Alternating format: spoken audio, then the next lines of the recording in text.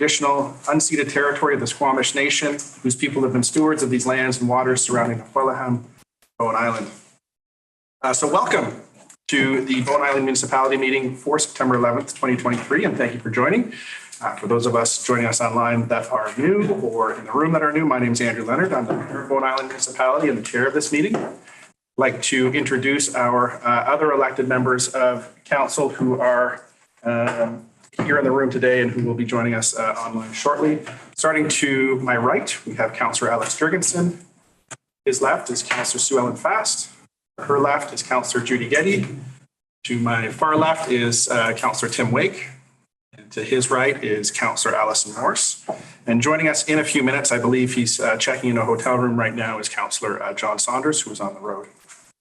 We're also joined by members of our professional staff who may be here today to either help with the meeting or present reports. To my right is our Chief Administrative Officer, Mr. Liam Edwards. To my left, filling in for our Acting Corporate Officer is Steph Short, who will be acting as clerk for today's meeting.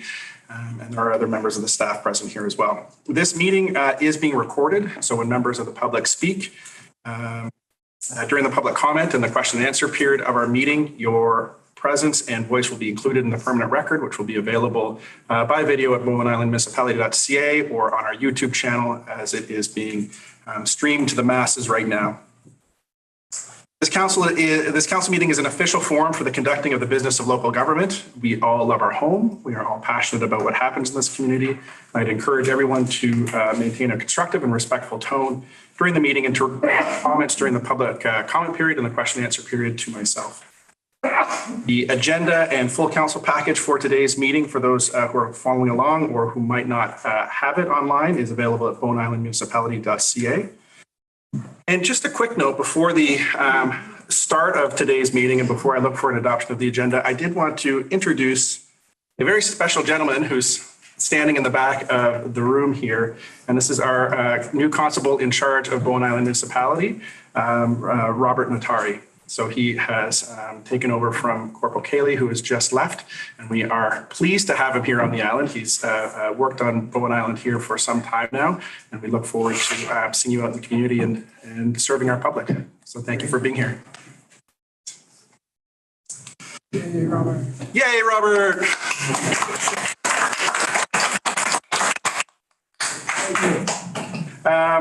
So with that, I will, before looking for a motion to approve the agenda, I'll look to our clerk for any the addition of any late items. Just have information items, one email regarding protecting home and land, 3 emails regarding a Cape Archer Curtis camping proposal, and 9 regarding the Grafton Lake parking proposal.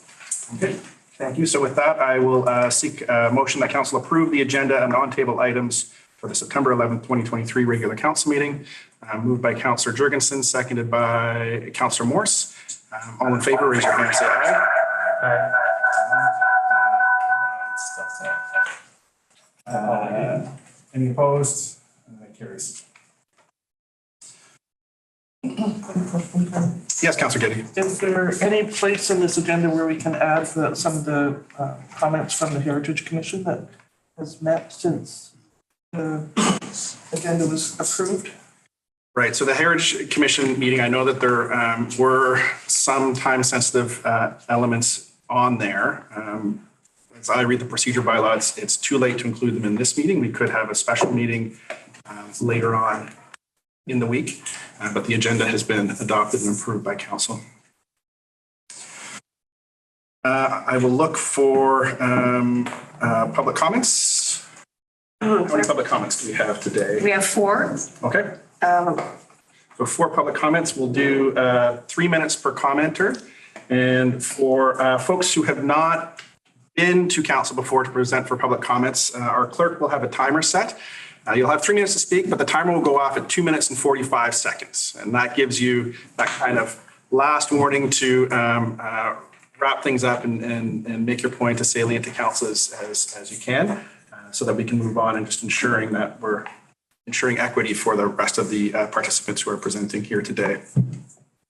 With that, the first commenter. Our first commenter is Kathleen Robertson regarding Grafton Lake parking. Okay. Should be. on Zoom. Ms. Robertson, are you with us? Yes, I am. Okay, great. We can see you and you're coming through loud and clear here in the room. So feel free to start whenever you're ready. Right. So, Mayor and Council, I'm here to talk about the parking at Grafton Lake. The buffer zone around the lake is an important part of the lake and deserves protection. I propose that the Muni or the developer make the effort to remediate the site and find a better place for parking. Here are my suggestions. The point is to preserve the green space around the lake. On Forster Road, there's a paved entrance to the main road. By the curve, widen the shoulder. On Forster Road, the shoulder by the swimming rock is flat, easy to widen, and is very accessible to anybody. Harding Road, as is accessible. It's a paved entrance to the main road. Just keep it like that. It works. And then there is the kind of idea about the community garden parking. Personally, I'm not sure about that because it means crossing the main road. But I believe the choices on Forster Road are a valid way to preserve green space. So that's it.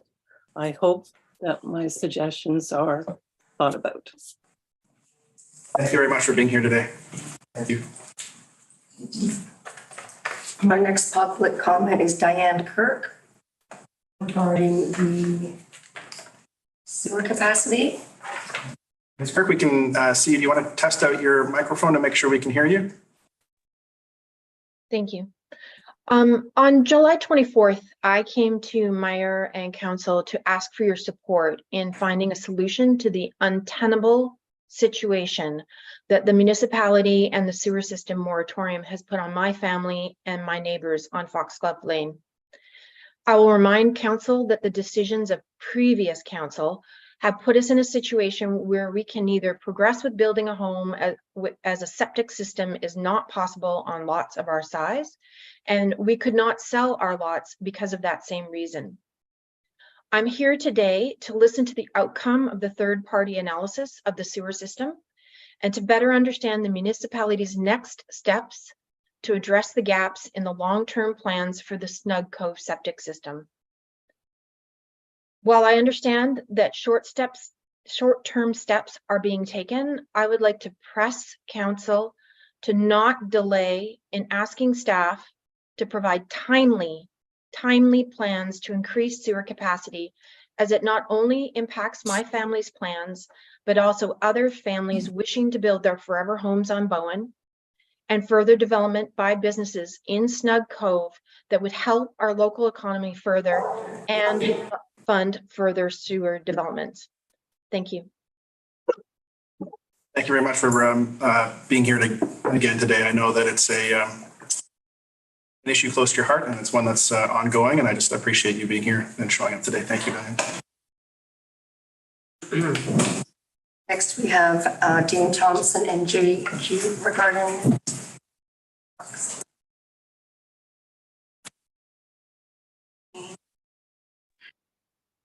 Hi, this is Dane Thompson. I appreciate my neighbor Diane Kirk speaking. I'm going to let Jay speak first, and then I'll speak right after him. Okay, great. And we see Mr. Cube online here as well. So whenever you are ready, feel free to go ahead.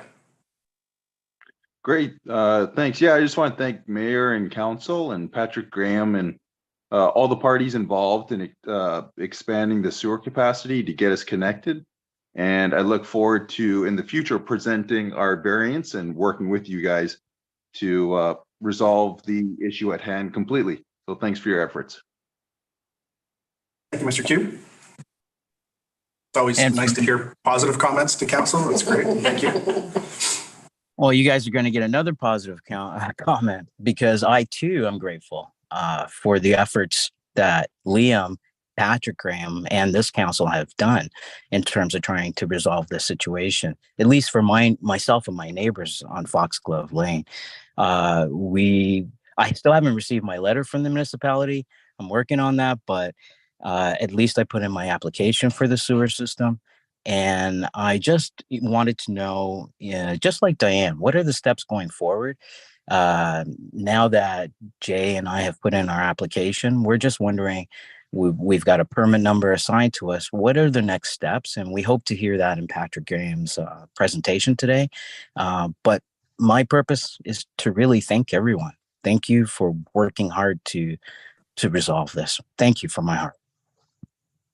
Thank you, and you're welcome, and that's not, I know that on item 6.1 of the agenda, for anyone following along, we will be talking about Snug Cove Sewer, and, you know, long-term, there's lots of resolutions still to be had, and it won't be an easy path, and there won't be easy decisions there, but I do appreciate the community coming and sharing their thoughts with us, and we are doing the best that we can to resolve that in the long term.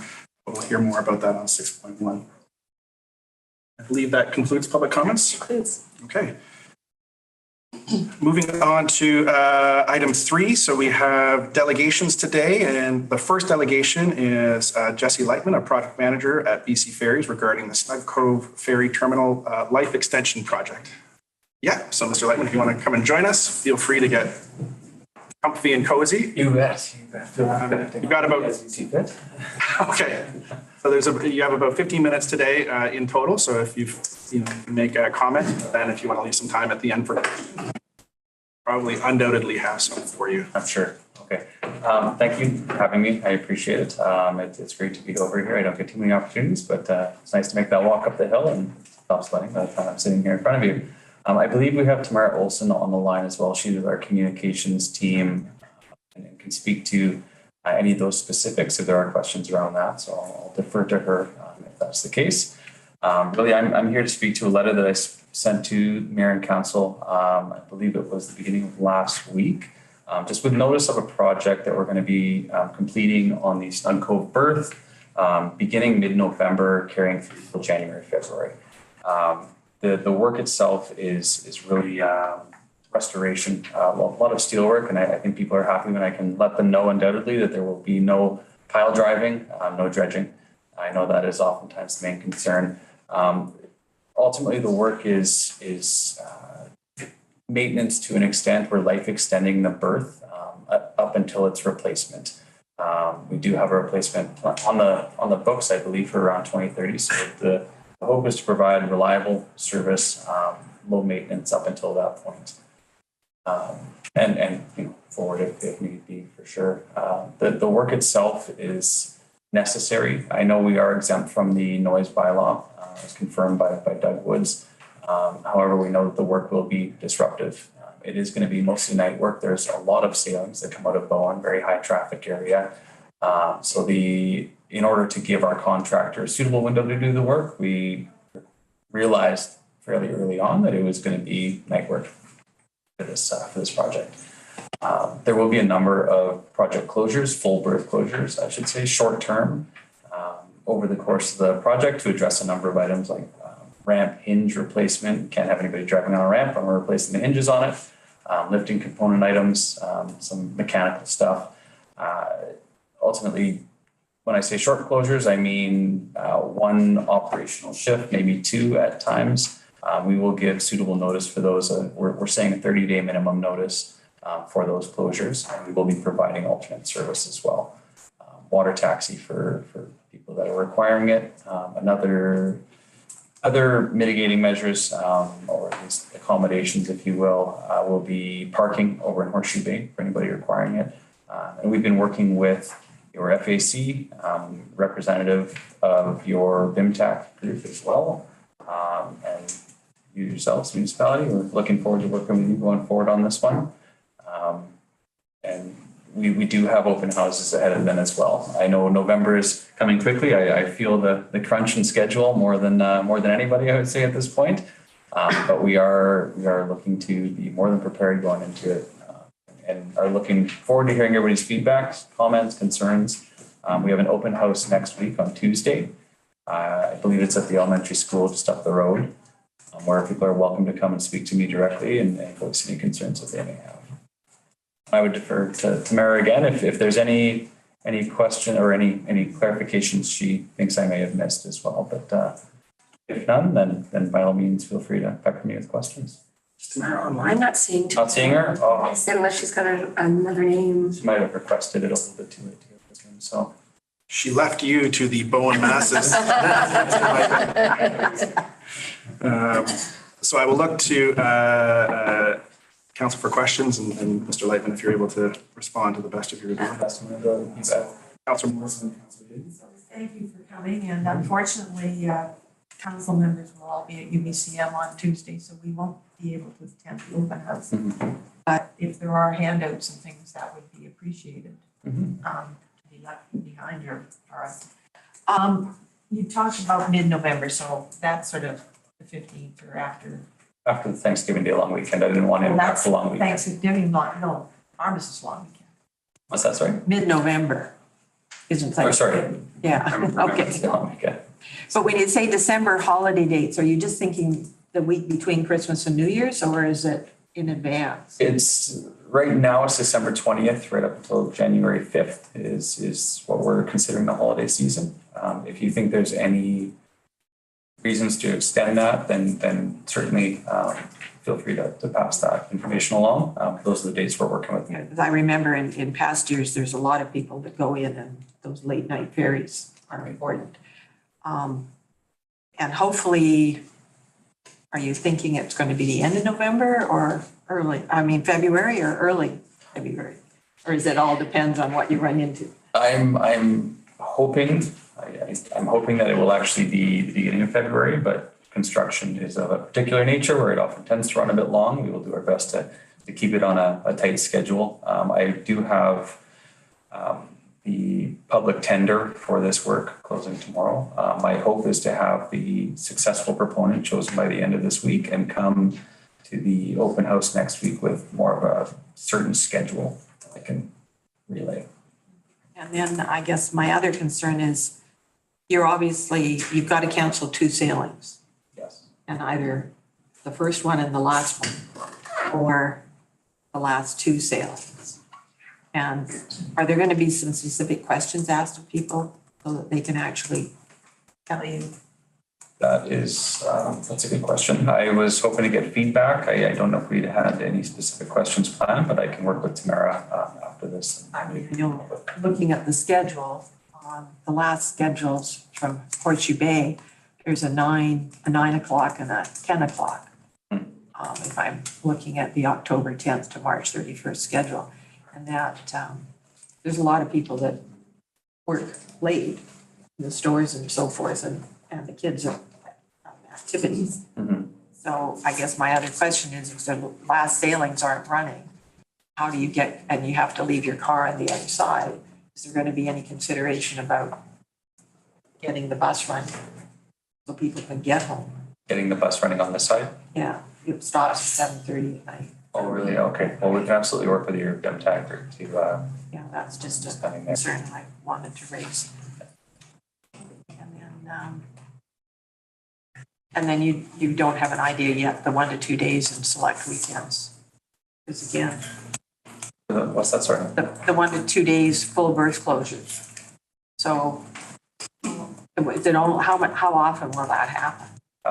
At the moment, we're assuming once a month. We pay Friday night after the last sailing, close the berth down at that point, run it through the following day, the Saturday. Following night shift as well if we need that time, and then ideally back up and running on the Sunday. That's how most of the closures would look. They would start on that Friday night after the last sailing and then run through the weekend. And we give as much notice as we could, but we will have a better idea of this depending what the contractor proposes their schedule. Because I guess I'm thinking the water taxi only holds 40 people. And is there only one, will you be able to accommodate all the foot passengers? I'll work with our operations team and if we need to engage with more than just the one. I know Cormorant, the water there has a 30 passenger and a number of 12 passengers. If we need to reach out to them for added support. I know we talked about having a water taxi in place of the sailings that are not going to be there. But if we need to run it continuous to provide the service, then that could be an option, I'm sure. Thank you. Thank you, Councillor Morris. Councillor Getty? I'm wondering if any of this work, I know that you've mentioned sometime overnight work, but have you been taking into consideration the tide table? So it's king tide season, and if there's any kind of a storm, then it's gonna be, I'm not sure if you're welding underneath the ramp, whether or not you want a high tide or a low tide, but it can get pretty furious down there. Is that You bet. part of the calculations? There would be potential for weather standby, certainly. With the work ultimately has to go forward, and we're trying to do it in the least impactful time of the year for the community. If there is weather standby, then the contractor will be accounting for that. That isn't something that has been taken up with the contractor that you're going to be working with, then I would highly recommend that if it is a consideration, that they look at the tide tables. Because they're high tides, and low.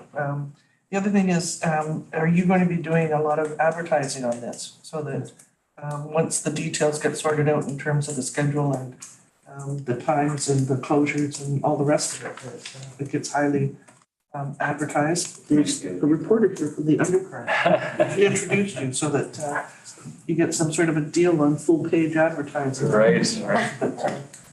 Good to know. That would be very, very helpful for the community. For sure, that's my intention, is to cast as wide a net as we can. I did meet with your media person right before this meeting, and I know she's working with our communications manager to get the message out there initially for the open house and project specific meeting next week.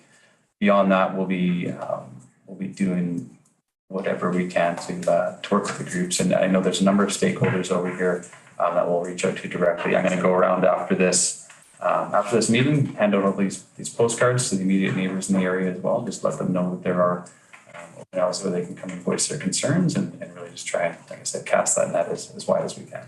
Because Facebook and the media, everything on internet doesn't actually get to all the people. That's fair. That's fair. Want to tune out. Yeah. Not participate in that, so. Understood. Thank you. Councillor Jurgensen? Regarding the first sailing, I know that that's listed as an option now. Coming out of Horseshoe Bay in the morning, there's a 440 that doesn't take passengers and then picks up passengers here on the Bowen side. Is that the one that's anticipated to be missing? The 520 that we'd be considering, but that's the sailing that we want some feedback on. We know that it is quite utilized from workers in Glen Overton. So, and that's where conversation then came up, where maybe it would be wiser to have those last two sailings canceled. Because it looks like the utilization on those last two is less. So we're hoping for feedback on that, certainly. And does that 520 cancel it? Does that still have the 550 from Horseshoe Bay running as normal? We would plan for that. Okay. You, Councillor Jurgensen. Councillor Fast? Thank you for your presentation. I'm, of course, it's important work, and I know with some recent storms, as Councillor Getty mentioned, we had damage to our public wharf, the piles at the end, and apparently it's climate change related. So I'm wondering if climate change is part of the thinking behind the repairs and that you're doing? We are not, in this specific project, we're not accounting for sea level rise. This is more to ensure the continued operation of the berth, get it back to its design, well, maintain the design standard of it. When it comes to the replacement of it, that's when we do account for those things like sea level rise. Okay, I just wanted to flag that this wasn't specifically sea level rise as more furious winter storms and the debris that comes in with them battering away at things. So I just flagged that with you. And then secondly,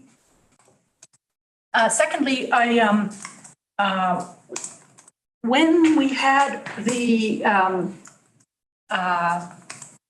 ferry replacement for the 6 months, the last time there was a major refit of the Queen of Capilano, Bowen Council at the time and the staff put together a smaller ferry survival guide.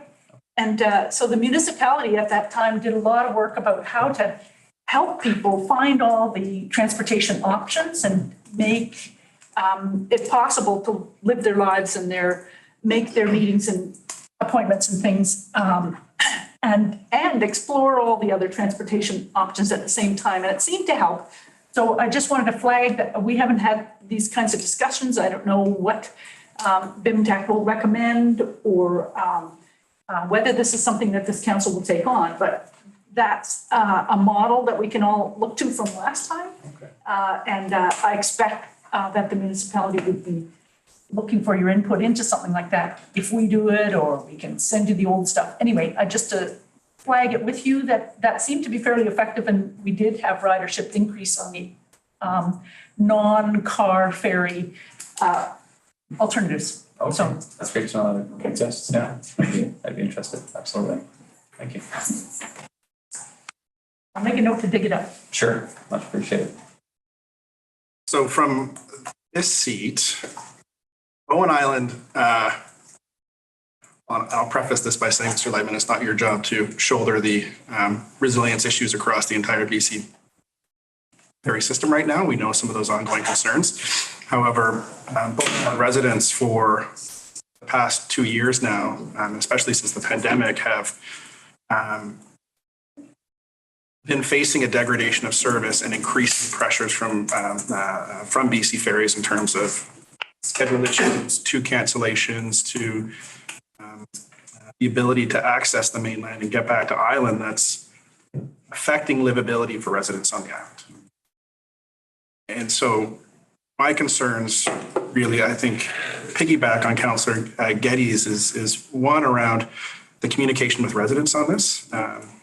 From my chair, it's interesting that I haven't heard too much from residents about this yet. I believe that they just don't know about it. Once it gets out into the community, that there are going to be daily and ongoing cancellations of ferries, whether it's the first and last or the last two of the day.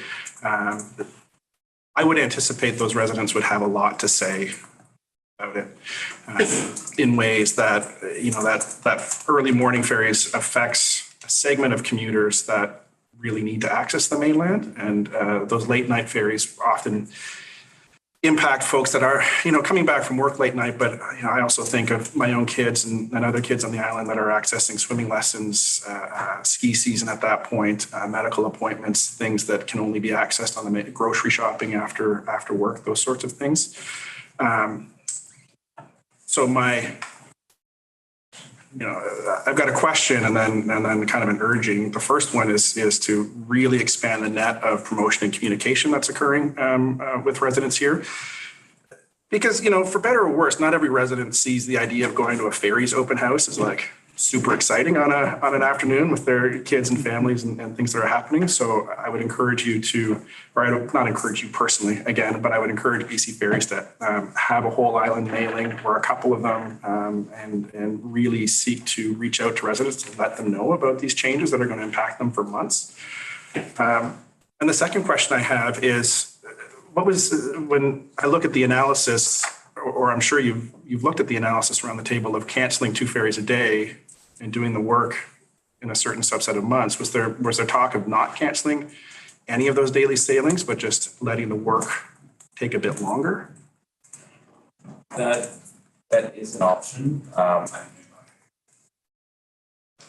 We made a number of considerations. I think ultimately for the sake of expediting the work for the next busy season and trying to have the least amount of impact, we believe this was the path forward with the least amount of impact on the community. That was the option that we chose. We're open to communication. Certainly, we're open to discussion on that. But this seemed like the most reasonable path forward with respect to getting the project done in a timely fashion. Right. Yeah.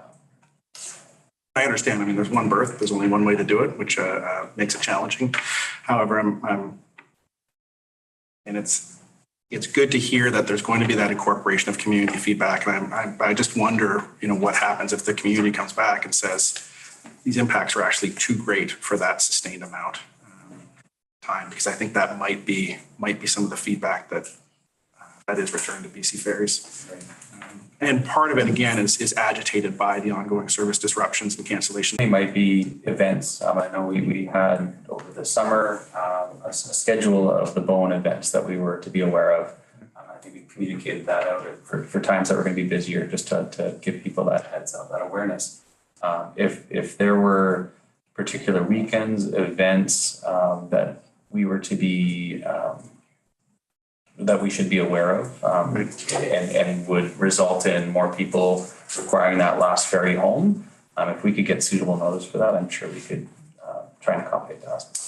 Right, and I guess the feedback I would have is it's because the tour season is relatively done and Bowen Islanders are enjoying a respite of some of that traffic on the island, that the type of traffic that occurs from September till May or June is really driven by the community use of the ferry going to the mainland and returning. So summer vacations are done, long tours, the kids in the summer are done. This is residents who need to get to work, who need to get to medical appointments, who need to go grocery shopping, who need to access sports teams and community centers, healthcare to, visit sick relatives, all of those pieces. That's what drives ferry traffic in the off season. And that's a Monday to Sunday sort of endeavor. So with the ferry being Bowen Island's only means to access the mainland by vehicle, and an easier way to access the mainland as a foot passenger than connect to public transit. It's really a disruption of service that for 2 sailings a day no longer makes the mainland and any of its amenities accessible to residents in that time. So, I don't say that to be super negative, but I believe that would be representative of some of the feedback that's going to come back from the community when we talk about impacts. And I just wanted to, again, you're a project manager. I've spoken about this with the CEO, but it's something that I think really needs to be mindful and front and center of BC Ferries and the community relations team as this project moves forward. We do look forward to hearing that feedback. And consider this an open discussion as well. My contact info is in the letter that was sent if there is anything. Your home number and cell phone in there as well? Okay. Can I ask one follow-up? Yes, Councillor Morris. Sorry, are you going to have, maybe this is more a question for Tamara, but actual detail day by day run by hourly run of traffic last year and the year before? So for for November through to February 2022, 2023, and 2021, 2022, actual daily, hourly traffic stats. We do that, yeah. Will that be available for people to see and know? Is there normally 200 people on that 9:20 ferry at night sort of thing? Right. And I can is that going to be available for the open house? potentially, I'll look into that. I will look into that. Helps, but a little bit. Perspective, yeah. And I do remember the last time we had some issues where there was some sailings in December that were impacted, and probably at least from the 15th of December, or even, there's a big impact of not having. Councillor Morris. Thank you so much for being here today and showing up. It's it means a lot that we're seeing BC Ferries. We did host your CEO on the island last month, and then having to be here in person and being able to ask questions to directly and hear answers to directly really, I think shows something and shows a willingness to cooperate with the municipality. So thank you so much for being here, Mr. Lim. Happy to be here, by all means. I will take my leave. As mentioned, I have to hand out some postcards around the neighborhood. I might leave some of these at the desk, perhaps. If you feel like to do the same. Thank you very much. And moving on to item 3.2, we have Owen Plowman of the Bowen Island Conservancy regarding our memorandum of understanding. Welcome, Mr. Plowman. Thank you very much, Mr. Mayor. I have some slides and some props, and you don't have to look at the slides because they're in the information packet, which was attached to the agenda, I think, but I will share them anyway. So, Mayor and Council, thank you very much for the opportunity to speak on behalf of the Bowen Island Conservancy, of which I am the lofty sounding title president. You'll see why I'm named the president as we go through the slides. Am I being timed? No, Okay. only in my own mind. Okay, so they say at work that once I start talking, you can't shut me up. So you might need to shut me up. But I'll try to go through and be concise. We are proposing a memorandum of understanding for you to sign with us. We've been in discussions with the municipality since about February, I think, about that memorandum. It's gone through several drafts and a copy is attached to your paperwork. And I'm going to talk about that today. And before I talk about that, I think it would be useful to provide you with a little bit of an overview about the Conservancy, because you probably know something about us. You don't know everything about us, and I can fill in some blanks. And I'm going to try to limit my comments to about 10 minutes, and then there's some time for questions at the end. Does that sound okay? So let's talk about the Conservancy, and first of all, let's talk about our mission, which is to protect and preserve the natural environment of Bowen Island and the surrounding waters. And that's really what we're all about and what we target, and it's our objective in our day-to-day business. Some facts about the Conservancy. We were founded in 1997, so we're quite an old organization, and we are organized as a BC society under the Societies Act, which is why I have this title of president, because that's what the Society Act wants you to have. So we are also a federally registered charity, and we are also registered with Environment and Climate Change Canada as an eligible recipient of ecological gifts of land for conservation purposes, which means that landowners can basically transfer title to specific parcels of land to the Conservancy. We then hold those lands for conservation purposes. The donors receive a tax receipt and get the peace of mind knowing that their land is protected and preserved for future generations. So that just happened. That eligibility just happened late last year, I believe, in November or so. We have about 200 paid memberships. Most of the people who are members are on island. There are about 6 families who are not on the island, at least one family as far away as Calgary. A membership might be an individual or it might be an actual family. So it could be 3 people, 5 people, 4 people, whatever. We don't necessarily keep track of all of the people in a family membership. We just have a contact person.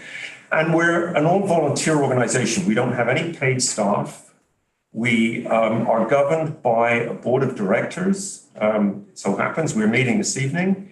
And we also are assisted by various committees and many volunteers. For example, we have something called the TAG, the Technical Advisory Group, which assists the board from a scientific and ecological perspective. So that committee is made up of at least one board member. I think there might be more than one on that committee, and scientists and ecological biologists and so on who assist us by looking into various aspects of our work. And for example, working at the Wild Coast Nature Refuge at Cape Roger Curtis to advise us on best practices and so on. So that's an important group because it meshes with something else that's actually in the Memorandum of Understanding, which I'll talk about when I get to that. We rely primarily on donations to fund our activities. We have a little bit of revenue coming in from memberships, and we get the occasional grant. So, for example, we were very lucky to receive a grant from the Islands Trust Conservancy back in 2020 when we were planning to acquire the lands at Cape Roger Curtis, and they actually funded the cost of an appraisal so that we got an estimate of the fair market value of that land. We've also here on the island been very grateful for a donation from the Community Foundation, which helped to fund our Marine Atlas, which I'm going to wave at you in a second. So They actually gave us some seed funding to actually get going and to defray the cost of printing the first round of copies of that. And to talk about what we do and give you the highlights, we're well known now for management and ownership of the Wild Coast Nature Refuge. So that's about 32 acres, 3 parcels of land at Cape Roger Curtis on the waterfront, and we own that land and we manage it. And we try to conduct education. So for example, on Labor Day, we had an open house and we invited the public to come and join us, and some of our technical advisory group were there so people could ask questions about various aspects of what they saw in the forest and on the coast. We talked about the policies that we have in place, eradication of invasive species and so on, why we have a thing like a boot brush at the entrance. So you wipe off your shoes and you don't bring invasive seeds in. We do public education. That was obviously curtailed a little bit during the pandemic, but we're ramping that up again. I'd like to think that the open house we had at the Nature Refuge was public education. We had about 40 or 50 people show up, I think. We also do nature reserve management on behalf of the Islands Trust Conservancy. So they own 2 nature reserves on the island, Fairy Fen and Singing Woods. And we essentially look after them on a regular basis, day to day, week to week. And the biggest thing we did recently was about 1.5 years ago to build a bridge over Hussar Creek at Fairy Fen to stop people throwing logs into the creek so that they could walk across it without getting their feet wet. So we actually built a nice bridge. That was done on an all-volunteer basis. I think the Islands Trust Conservancy paid for the lumber and so on, but we did the work to provide benefit to them. And we've got a couple of publications, the Marine Atlas, which you might have seen, and the Discovery Guide, which talks about amphibians of Bowen Island. These, the Marine Atlas was started in 2018, 2019, and it's been extremely successful. We had a group of people who decided that they wanted to put it together. They wanted to put it together. They built the project plan. They executed the plan. They wrote everything. They did it under budget. It's now in its 3rd printing, and it's available at Phoenix for anybody who wants to go buy a copy. So is this Discovery Guide. That's also available. Both of them are available at the Hearth Gallery as well. This is in its 2nd printing, and the Marine Atlas is in its 3rd printing. So they've been really successful. We've sold copies off the island, and we were kind of astonished by how well they were received by the public, and we're now considering a follow-up Discovery Guide on the mammals of Bowen Island. So that's something which we have to figure out. We have to figure out the funding and so on. The Community Foundation contributed, as I said, a grant for getting the Marine Atlas started up. And then we received another grant from the Sitka Foundation to progress our work and actually do stuff on the internet. And that project was launched in March, and that's an in-depth look at Mannion Bay, which is also known as Deep Bay. And that's all accessible from our website. Tons of information about the flora and fauna of that particular part of the island. Ecological gifts are new to us. As I mentioned, we're going to work with landowners who want to protect areas of significance for conservation purposes. It's likely that today or tomorrow we will be submitting our first application with some donors for 2 parcels of land on the island. That goes to Environment Canada, and then we wait up to 90 days for a decision on whether that's going to go ahead or not. But that will be quite significant because it'll be a first for us, and it'll be some more land that's protected on the island under conservation covenants. We've launched recently a biodiversity initiative, which is essentially a project to put together a conservation strategy for the island and to understand what we really have, because there's no comprehensive way of looking at the entire island and saying, here's a part that's significant, here's a part that's not so significant, here are the wildlife corridors and so on. So we started that project. We've done a little bit of work on a preliminary basis, and we've talked to the municipality about collaborating and sharing our results, which would inform your strategy going forward for development. So we're kind of excited about that project. And then the last thing we do, of course, is to collaborate with the municipality when requested and when appropriate for various things. So I think in the past 10 years, we were asked for an opinion about a subdivision application, which was over towards Mount Gardner, whether there was anything on the land of ecological significance. So we went out one Saturday and had a look around. that was a bit informal. Last year, or maybe earlier this year, we had a referral about another fairly significant piece of land on the south side of the island. And that was a much more formal process, which entailed, if I was to add up the time, probably a week of volunteer time. Some of us went to see the land. We met with the landowners. Obviously, we had to look at the referral and see what was involved. We got the technical advisory group involved to go out and look at the ecological and conservation aspects of the land. Then we had to have discussions internally and finally write a response to the referral. So we take this very seriously. It's not something we do lightly, but we really enjoy it when we're asked to help out. So we hope that that will continue in the future. And that really brings us to the substance of the MOU, which, as I said, you have. I'm not going to pass out copies. But if I think about why we want to do that, I think we're all interested in conserving lands in their natural state, and that is a target for Canada as a nation. And the protection of land in Canada is actually somewhat precarious if you delve into legal protections and what's actually going on. It's a little bit shaky and not as kind of robust as we would like. Anyway, here on the island, we are masters of our destiny. And what we want to do with the municipality, I think jointly, is to establish a framework for cooperation and collaboration related to the natural environment and its preservation and protection. So the specific things that we focus on in the MOU are collaboration around conservation covenants. We were very grateful when the municipality agreed to help us with the conservation covenant at the Wild Coast Nature Refuge. That was extremely helpful. Collaboration on developing and managing conservation lands. We're not asking for any sort of funding or financial obligations on the part of the municipality, but we obviously will have things like questions about the best ways to do things from conservation perspective that the municipality would be able to assist us with. Property tax exemptions when that's appropriate. We are very grateful for the exemption that you've given us for Cape Roger Curtis for the Wild Coast Nature Refuge. Collaboration on the stewardship of municipal parklands and the island trail networks. And Claudia Schaefer, who is one of our members, is actually on the board of the, or part of the Parks, Trails and Greenways Advisory Committee, right? So we have a sort of direct pipeline back and forth between the board and that committee. Collaboration around subdivision and rezoning applications, which I already talked about, how we do that.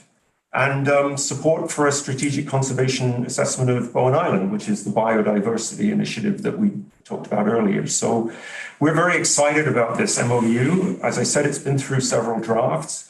I want to talk about some important points in connection with it. It's in its draft, it lasts for 5 years. It has a term of 5 years, and we can then renew it by mutual agreement. It requires an annual update by the Conservancy to Council. So if you go ahead, you're going to see me or my predecessor or somebody else come and give a little update each year about what we're doing and how the MOU is going. We can amend it as and when required. It does not place any financial obligations on the municipality at all, and it's not intended to be legally binding or create any legally binding obligations. It's merely intended to provide a framework for collaboration and cooperation. So that's really it. That's it for my presentation. I hope that was less than 10 minutes, and I'm very happy to answer questions if you have any. Thank you very much, Mr. Plowman. I'll look to council for any questions. Councilor Fast. Thank you very much. It's good to hear this as another former president, I suppose, from years ago. Congratulations on your eligibility for the federal Eco-Gift program. That's really great to hear. And I just wanted to highlight that as a way, if somebody has a big tax bill, rather than sending money off to Ottawa, you can contact the Conservancy and find out about a way that perhaps you could leave land on Bowen, so closer to home. Anyway, I think there's,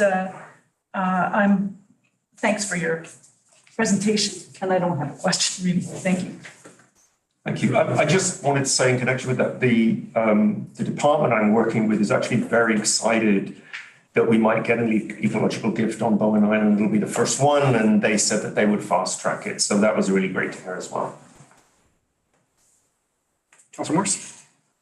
Thanks, Ellen. It's a great presentation and the Conservancy has been doing really good work. I'm just curious, in the staff report and in your presentation, why do we need an MOU to carry on working together, which we seem to be doing? There doesn't seem to be any sort of why this is a really good idea, and why we need to do things. I think it's a good idea. I think we are doing work together, but we also recognize that the current board won't be around for perpetuity, and neither will this council. So we would like to ensure that we have some sort of written document which provides the framework for working together as we go forward. Just so everybody remembers it. It puts some sort of notice on everybody that there's going to be an update from the Conservancy each year, for example, to talk about what activities have been going on. We've, as I mentioned, we've done stuff in the past going back 10 years. I think we did something maybe 8 years ago about looking at some coastal property at Cape Roger Curtis. None of that's documented or written down. It's all sort of, in the midst of everybody's minds. And I think it's much more useful if we actually have something that's got to be followed and guidelines essentially that come out of the MOU for us to work within that framework. So I think it's quite a reasonable thing to have just to establish the process for going forward together.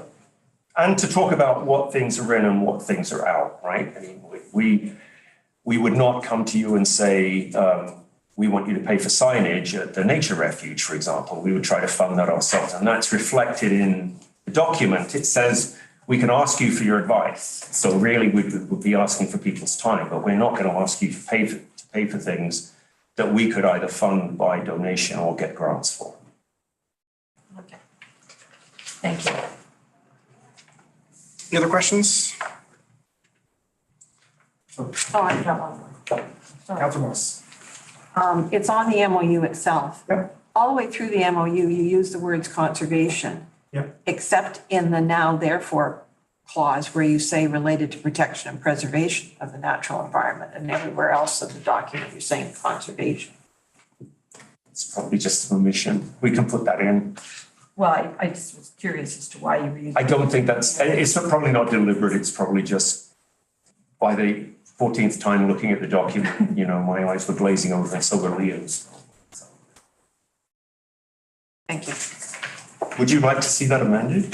Well, it doesn't make, it's not consistent with the rest of the document. Okay. Change protection and preservation to conservation would make more sense to me. Council may make those edits later in the agenda. Sure. Is there another hand up? I think Councillor Jurgensen. I just want to say thank you for the Conservancy. And tell the members of the Conservancy for that work. Thank you very much. I'm like Newton, right? I stand on the shoulders of giants because all the other people are doing work as well, but I'm the one that you hear from. But there's a lot of people behind me. Neris Poole is here. She's the secretary of the Conservancy. There's 9 other board members. And then there's all these volunteers. So I'm just the front person. I consider that admirable that you put it in those terms because there's so many people who often go unnamed. Yeah, there are lots of people unnamed. Thank you. Yeah, from me, I'm just incredibly proud to have the Conservancy on the island. The more I learn about the Conservancy and its work and the background and lineage of the people that are working for the Conservancy on a volunteer basis to do the work that you're doing on the technical advisory group and to do the work that you're doing on preservation. I know some of the initiatives that are forthcoming with the Conservancy as well and ecological mapping. It's just, I'm honestly in awe of the work that the Conservancy does and the fact that we have that ecological wisdom and lineage and the willingness to advise us and provide that knowledge and to provide those resources to the municipality and ultimately its community is just such a jewel to have on the island. So thank you for the work that you and your volunteers do. Thanks very much. Okay. Thanks for the opportunity.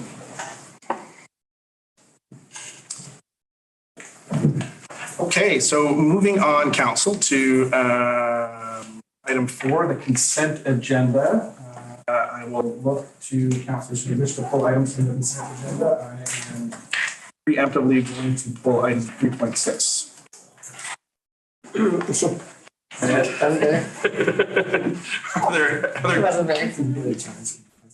Absolutely. And are there other items that council wishes to pull from the consent agenda? Councilor Getty. There was the letter from BC Ferries that was included in the delegation, but it's not included in the item 12. It is in the agenda, but I'm not sure what to call it. Page 102. Oh, so is there a motion or a referral that you'd like to make based on that delegation or the letter? But there's, I guess, not necessarily a referral, but I want to make sure that there's some way of, because council's all the way at the conference, I want to make sure that we've got some sort of coverage for what the information is that we get from that. Right? Right, It's okay. through- Maybe it's a referral to BIMTAC, but, something to formalize. Or can we do that informally just to make sure that we're represented? I mean, part of me as I was mulling it over was like, oh, do I take a bus back from UBCM and show up at that meeting or? That's the breakfast with the Islands Trust. Oh, I will not be doing that. I need to meet those folks. Yeah. So yes, but we will definitely figure out how to be represented at the BC Ferries Open House. So any other items that council would like to pull from the consent agenda? Councilor Morse? Turning pages here, still any information on 12.28. I'd like to put that into correspondence. Doesn't need to be.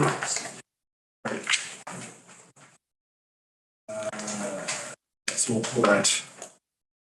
When it comes up, any other items that council would like to pull from the consent agenda? Seeing none, I will look for a motion to adopt the consent agenda. So moved by Councilor Fast, seconded by Councilor Getty. Any discussion?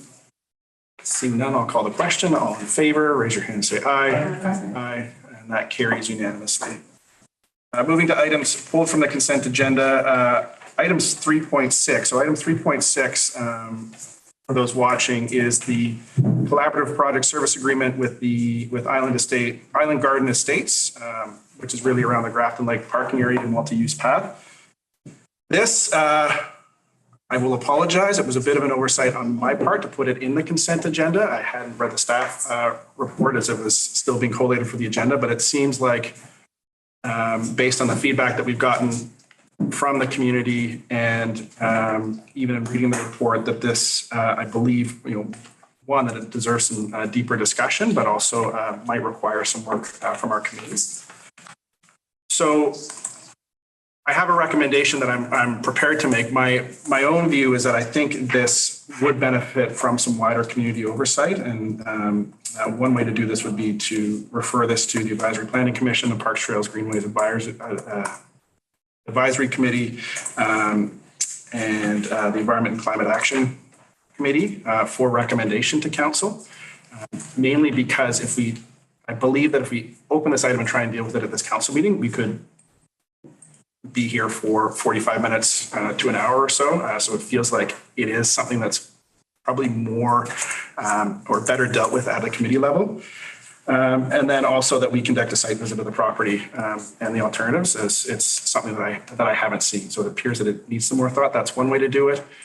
Or we could refer it or defer it, postpone it till another meeting and put it actually on the agenda and have some time blocked out where we can discuss it as a council. So I like your first idea. first idea, okay. To refer it out, and I also brought along the Grafton Lake watershed study that was done a number of years ago, and also the wetland studies that were done a number of years ago. Should be referred to as well. Councillor Morris, I do not know what we would do without your encyclopedic knowledge of what has Well, I may happened have previously. beat Councillor Fast to that. She may have brought them along as well. Okay, But, so I liked your first suggestion of referring it out to those committees and having a site visit and bringing it back. okay. So maybe I'll make that motion and then we can discuss it on the floor. So I would move that council refer item 3.6 to the Advisory Planning Commission, the Parks, Trails and Greenways Advisory Committee, the Environment and Climate Action Committee for recommendation, and that council conduct a site visit of the property and alternatives. seconded by Councillor Fast. And then I'll look to discussion, first from Councillor Getty. Friendly amendment. If we do get this MOU with the Conservancy, I'd also like it referred to them. And, or whether we get the MOU or not, plus the water district, the Cove Bay Water District. And there was mentioned in the staff report in terms of as the alternative to include BIMTAC as well. Right. So adding to your list of referrals.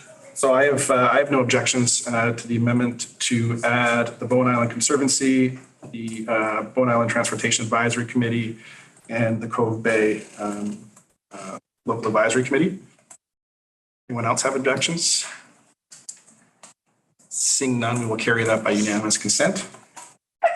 Councillor Getty? I would also ask that, I suppose the Environment Committee and possibly the, I think that's the most appropriate one, possibly the Conservancy, that they look specifically at the map that is attached to the Bowen website in terms of sensitive areas and comment on the placement of this and with respect to that map. There's a whole bunch of things in the legend that I didn't understand in terms of what makes that area sensitive. That would be helpful to understand that. And the Islands Trust policies, I believe that this is bumps up against policy 3.3.2, which is something to do with degradation of wetlands. Right. Okay. And I think that's something that we can, when the referral is made, the particularly the environmental report, I believe would go to those committees as well. I would anticipate that the committees would be apprised of that by their council liaisons, that these are the sorts of things that we're looking for. I will go Councillor Fast and Councillor Morse. Thank you. Thank you, Chair. I'm in support of this, referring it to the committees, partly because, well, I'm wondering, when we refer it, can we also refer to committees the idea of active transportation infrastructure as opposed to car-oriented infrastructure? It seems like we're building this multi-use pathway. We've talked in our conditions for Metro Vancouver about getting people across the island without cars. And I would sooner see bicycle parking for bigger bicycles like electric cargo bikes, perhaps a charging station, perhaps a little repair station with air, perhaps a water bottle filler for pedestrians and cyclists. And maybe that could be combined with another bus stop. It's on the bus route, and perhaps a Bowen lift spot. So these are active. I know we've got the active transportation network plan is in draft form that we're doing already, and so it seems incongruous to me that it's only referring to car parking. It seems backwards, and so I think I would like the idea of active transportation infrastructure as opposed to car infrastructure referred to the committees. And I have lots more to say too, but I will keep that for being on what comes back from the committees and when we discuss it further. But I'm in support of the motion and referring it out to the various committees and to the Conservancy. Thank you. Thank you, Councillor Fast. Councillor Morse? I had one question and comment. Thinking about saving staff time and whatever, if we're going to do a site visit, I'm imagining that some of those committees would also want to do a site visit. Maybe we could all go at the same time. The other is, does this have any impact on which is probably a question to the planner, on the timeline of their water line installation and the actual construction of the Cross Island Path? It's a good question that I will look to maybe our CAO to direct to staff. Yeah, I think Planner Martin might be able to add in a bit more, but my understanding is that there's a requirement for the developer to build them from Foxglove or Forester Lane to Harding Road, and it would only currently be building a portion of that, and there's a desire to complete this work for the parking lot in advance of that multi-use path, because currently the shoulder is used for parking quite extensively. And once that multi-use path is put into play, then that parking will no longer be available. And so the desire was to have the parking area established in advance, and additionally to have both of those projects completed during the best construction period with the least impact to aquatic habitat. And so that's the dry time of year. But Planner Martin might have some more to add to that. Through the chair, just to say it may impact construction of the multi-use path. Yeah. Councillor Fast. Thank you. Just to complete my other comments, I'm not saying no car parking. I like the idea of smaller areas bumped out of the public right-of-way, as happened previously by municipal staff on my road, Reed Road by Collins Farm, and on Miller Road to decrease congestion at the church and Collins Hall. Just a few little notches here and there, and that fits with the way we provide parking at beaches and various other spots where it's limited parking. People know that, and they drop people off, or they carpool, or they tuck the cars into the bushes, but it doesn't have to create a big bare area. One of the things about during this summer, I did come across the island at one point when there was lots of cyclists had just come off the ferry, visitors from the Lower Mainland, and there were a lot of cyclists on that part of the road at that time, and it occurred to me that two things. One, that being able to say, no, there is no particular parking lot. That's one of the things that can convince people not to bring a car from the other side, for example. It's an incentive to go to other forms of transportation. And also by putting in bicycle infrastructure, I think you're adding an element of, I've been looking at things, it's even in I looked at the provincial sign standards, and there is a bicycle charging station sign and all this kind of thing. It's accepted everywhere. I think it would be add an element of safety to people who are thinking of perhaps sending their students to school on a bicycle. If there was a spot where they knew they could fix their chain or fill up that tire with air in case it goes flat again, Mom. And the idea of adding to the province-wide network of active transportation infrastructure, there are grants available for this kind of work. It may even be faster for the proponent if they wish to take an approach like this. Could be solar as opposed to, I don't know, maybe, but it could be a lot smaller as well. And it would encourage and educate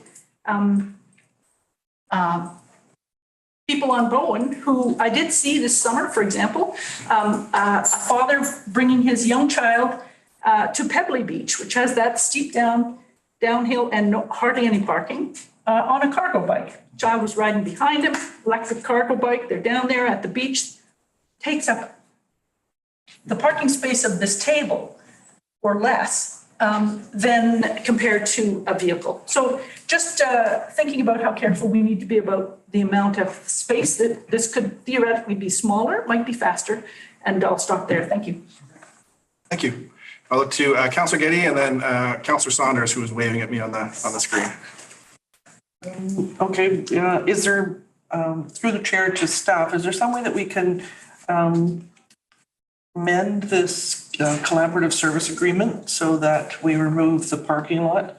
And if the multi-use path is part of the, whatever's going to get dug up and disturbed for the water line, if that is it seems to me that there's lots of discussion in terms of whether or not the multi-use path needs to be that wide and paved with asphalt and all the rest of it, which is a different discussion in terms of the funding source. But if that part of the project, it seems to me redundant and a waste of time and effort to dig it up for the water line and then dig it up again for the multi-use path. And if we can somehow or other save that. Through the chair, that's something we could do, is to sever if council, has concerns about the parking area, but not so much the multi-use path. We could sever the two and come back with, essentially this agreement for the multi-use path at the next meeting while doing the larger consultation committee referrals for the parking area. So I guess at this point, then it would be whether or not the developer would agree to that. And then it would be a separate or different collaborative agreement that could come in. Councillor Getty. Councillor Saunders? Yeah, this is thank you, Mr. Mayor. This is just more procedural question than anything else. If we're going to refer this to committees, are we going to discuss it in detail now, or are we going to refer it to committees? Yeah, so the anticipation in referring it to committees is I think some of the points and issues that have come up around the table are incredibly valid and need to be discussed. And I believe that the committees under their specific purview, whether it's transportation, whether it's environment and climate, whether it's parks and trails, would really be the best place to have that robust discussion and then feedback into recommendation at council. Where when those recommendations come back to us, then I think we would be in the best and most informed position, especially after having done a site visit, to make a decision. I agree. With that, unless there's any first-time speakers, I will be looking to call the question. All in favor of the referrals, raise your hand and say aye. Aye. Aye, and that carries unanimously. Thank you. And then Councillor Morris for item 12.28. Oh, I was putting that under correspondence. Sorry, I didn't think we needed to deal with it now. Oh, right. Yeah. For such a long list of info, right. Let me get oriented here. We are looking at item 6.1. Yep, the report back on Snug Cove sewer capacity analysis with Patrick Graham, our Director of Engineering. Is he here? No, so I'll be reporting out Okay, great. on behalf of our engineer, Patrick Graham. So without reiterating everything that's in the report, quick summary of the challenges with the Snug Cove wastewater treatment plant as identified in the report. So in January 2022, we issued a moratorium on new connections to the system due to capacity issues. And the system was at or at times exceeding capacity. Since that time, we did a lot of research and investigation into leaks into the system from rainwater and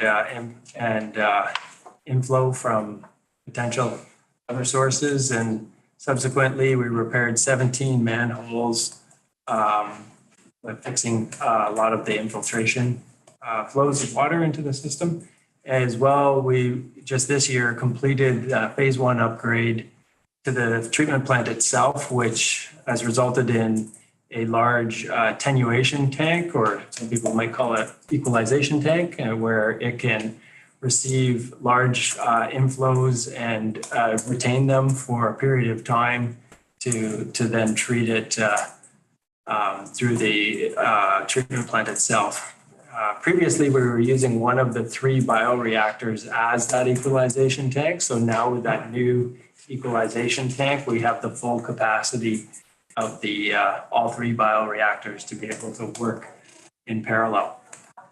And then, so we've had our consulting engineers look at the resulting capacity of the system based on all the work that's been done to date to see just how much capacity there is. In particular, we're concerned about some of the residential properties within the sewer catchment area and their inability to connect because of that capacity issue. And we were focused predominantly on the 6 properties on Foxglove Lane, which are very small lots, which don't have the capacity to do on-site septic system. And the resulting report that's in the staff report, it's attached to the staff report, identified that while there is still some risk of adding new connections to the system, the risk is low and manageable and is not likely to result in additional overflows or capacity exceedances and such that it gives confidence to municipal staff to allow for those 6 properties to be connected to the system. And so as such, we've written to those property owners to let them know that they can now connect to the system. And we're grateful for the patience of those property owners and grateful to the all the others that have been involved in the date. Carrying on beyond the capacity issue, there have been additional challenges this summer with our wastewater treatment plant outfall pipe, which discharges just beyond Dorman Point. And so there were at least 2 instances earlier this summer where the line had severed and there were premature discharges to the environment before the designed outfall discharge location. And we had both of those leaks repaired. And at one point, the outfall may have been actually resting on the surface, and we had to get that addressed as well. And so the amount of staff time and cost of these urgent and immediate repairs required for dive teams and such is starting to become challenging for the service area to sustain. And so we are considering accelerating the marine outfall replacement project. And so it was identified in the 5-year financial plan. It was identified as a project that would likely be considered in the out years, maybe even beyond the 5-year financial plan. But with the recent failures of that outfall, we're really concerned about its ability to continue to operate at the level that it should be. And so this is just a sort of an early mention to council that it's something that staff are looking at and will be considering for the potential budget for 2024. Because it is pretty concerning to have the outfall fail. Right. So that's really the summary of the update at this time. But basically, it's the good news that we feel confident that we can enable those Foxglove properties to connect to the system at this time. Is that all of the Foxglove properties? That's all of the Foxglove properties. Councillor Fast? Thanks. Snug Cove House, can you correct me if I'm wrong, but Snug Cove House, when they, whatever their next steps are, they already have permission for a septic, or are they part of this as well? No, they are not part of this. So Snug Cove House would need to proceed with a septic system and the location that we had identified on municipal land, and we would continue to honor that commitment. Okay, thank you. And my second question, then with that continuing to honor idea is for these 6 Foxglove properties, I heard you say that there, and then the report mentions other properties that also want to hook up. How long do we hold these 6 Foxglove properties? How long is that offer open to them? Well, I mean, the offer is open. There's no real horizon for that. And so, I think that earlier I did hear a question, I can't remember from which councillor, about next steps in terms of increasing overall capacity of the system. And it's yet to be determined as to how or when we will be able to increase capacity further at the treatment plant. Originally, phase two is what we were calling the next step of the project. And originally, phase two was probably around $6 million. And that would increase capacity to what we believe to support about a 20-year build out. However, we're struggling to define or identify the financing and funding available to, or financing and funding options to support that phase two of that magnitude. And so what we're starting to contemplate is smaller phases.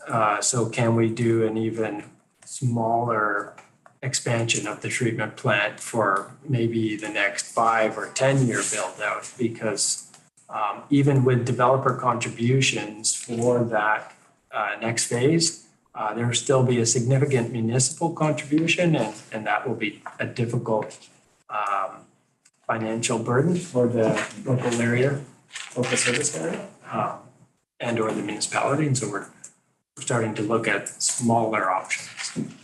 Thank you. Councilor Getty? The capacity in terms of both the outflow and, or yes, the outflow that goes into Snow Cove at this point, talking about a 3 times, we're now at 75 millimeter pipes, and you're talking about 250, so that's a 3-time increase. Is there a plan to discuss what that future growth number is, what that the previous councils have been talking about in terms of all of the phase 2, phase 3 expansion, in terms of whether or not we need to review that, and in addition to the phasing of the growth. I'm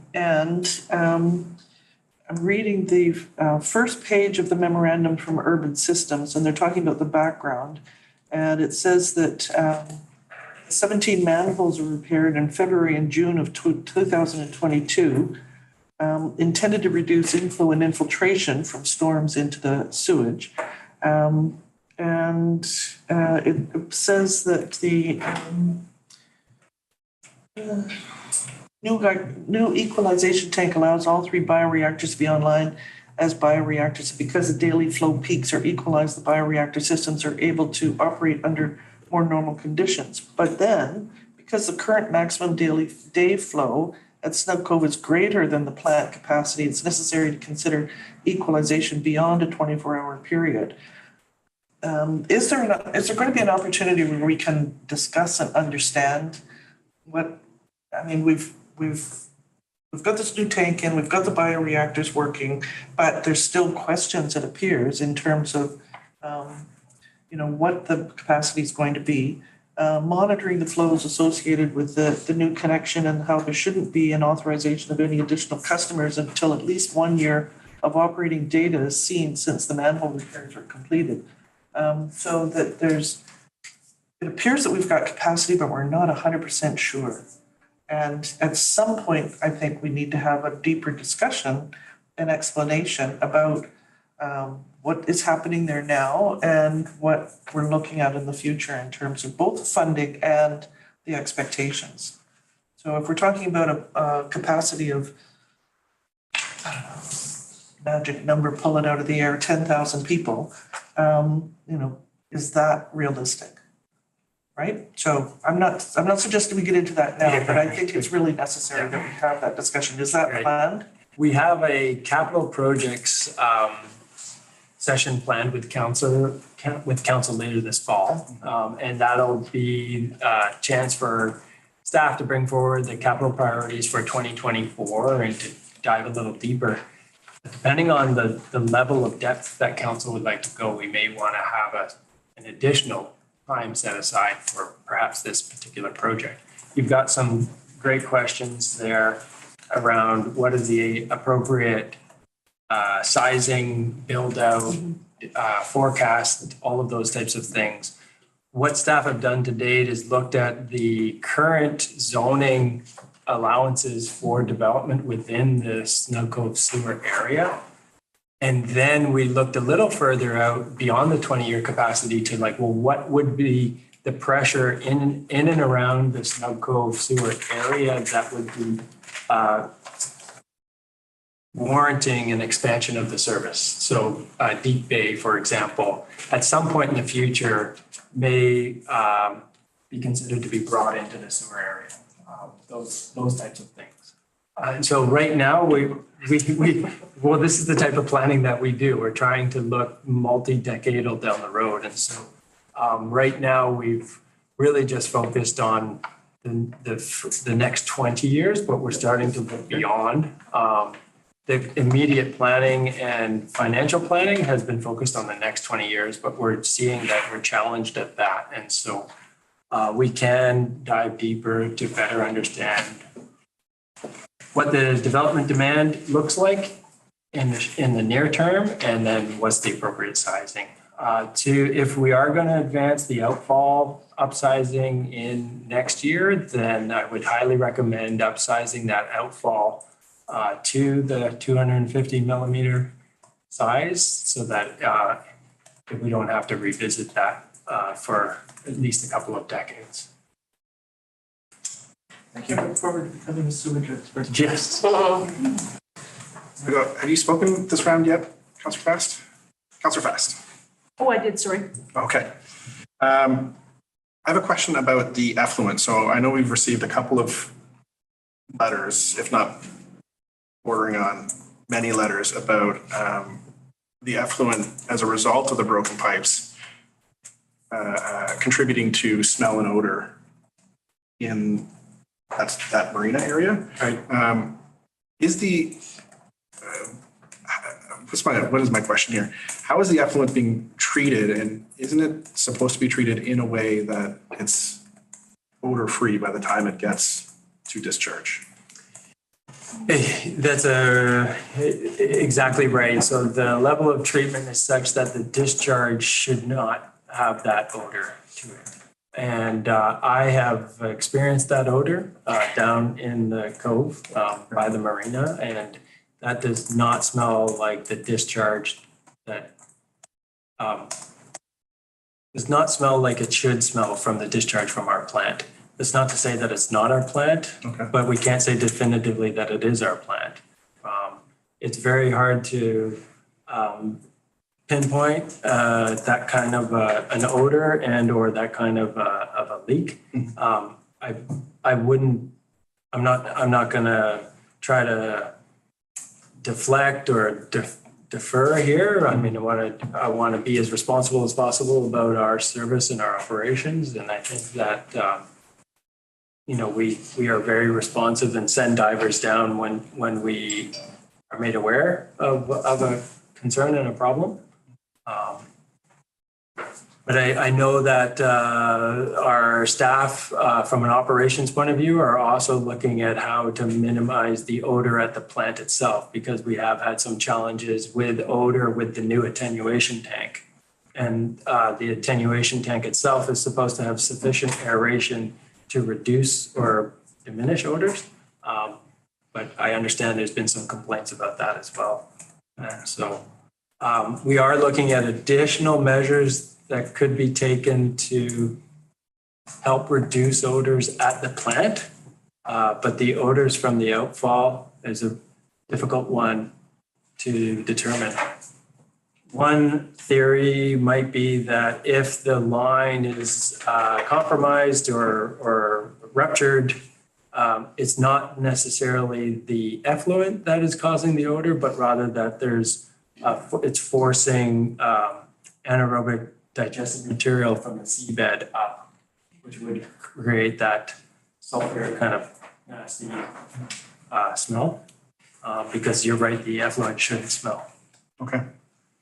And then is that a conversation to be had? So if we look at upgrading the outflow tube, is that something that can be examined at the time that it gets upgraded? Like, would that be an appropriate time to?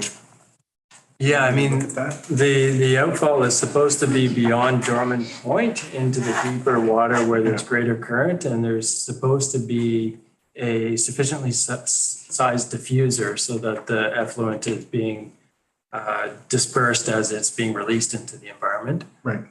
And so we want to, there may be new technology, new practices that have emerged since the previous one was installed. Right. But we definitely want to. Okay. And I am encouraged by I think some of the public comments that we heard around questions of how do we increase the capacity in a timely manner are well taken. And I appreciate the comments from staff about, maybe phase 2 is broken down into smaller phases, phase 2.1, 2.2, whatever it is, to try and get at that capacity. And I would concur that the onus is on us I'm just looking at my notes here, to figure out what is the timely plan, or even, in this year this school year, everything orients around the school year with kids going back to school from September to June, at least, have us as a council and as a municipality get us on the path to that timely resolution. And, from this chair, it feels almost insurmountable at this point because we're faced with this astronomical cost to a small local service area. And it puts us in a bit of a rock and a hard place to get it built. But I do believe that if infrastructure resilience is a priority of this council, it's something that we're going to have to look at getting us on that timely path in the very near future. Councillor Jurgensen, then Councillor Wake, and then Councillor Fast if we have time. We're starting to slip on our time right now. Councillor Jurgensen. A quick question, maybe this is not the correct venue. Regarding sewer capacity in this, has there been any kind of exploration of alternatives such as gray water reuse to be encouraged, especially in new builds? Look to staff for response. Bowen Islanders are very good at water conservation. Our per capita demand is already quite low. And ultimately,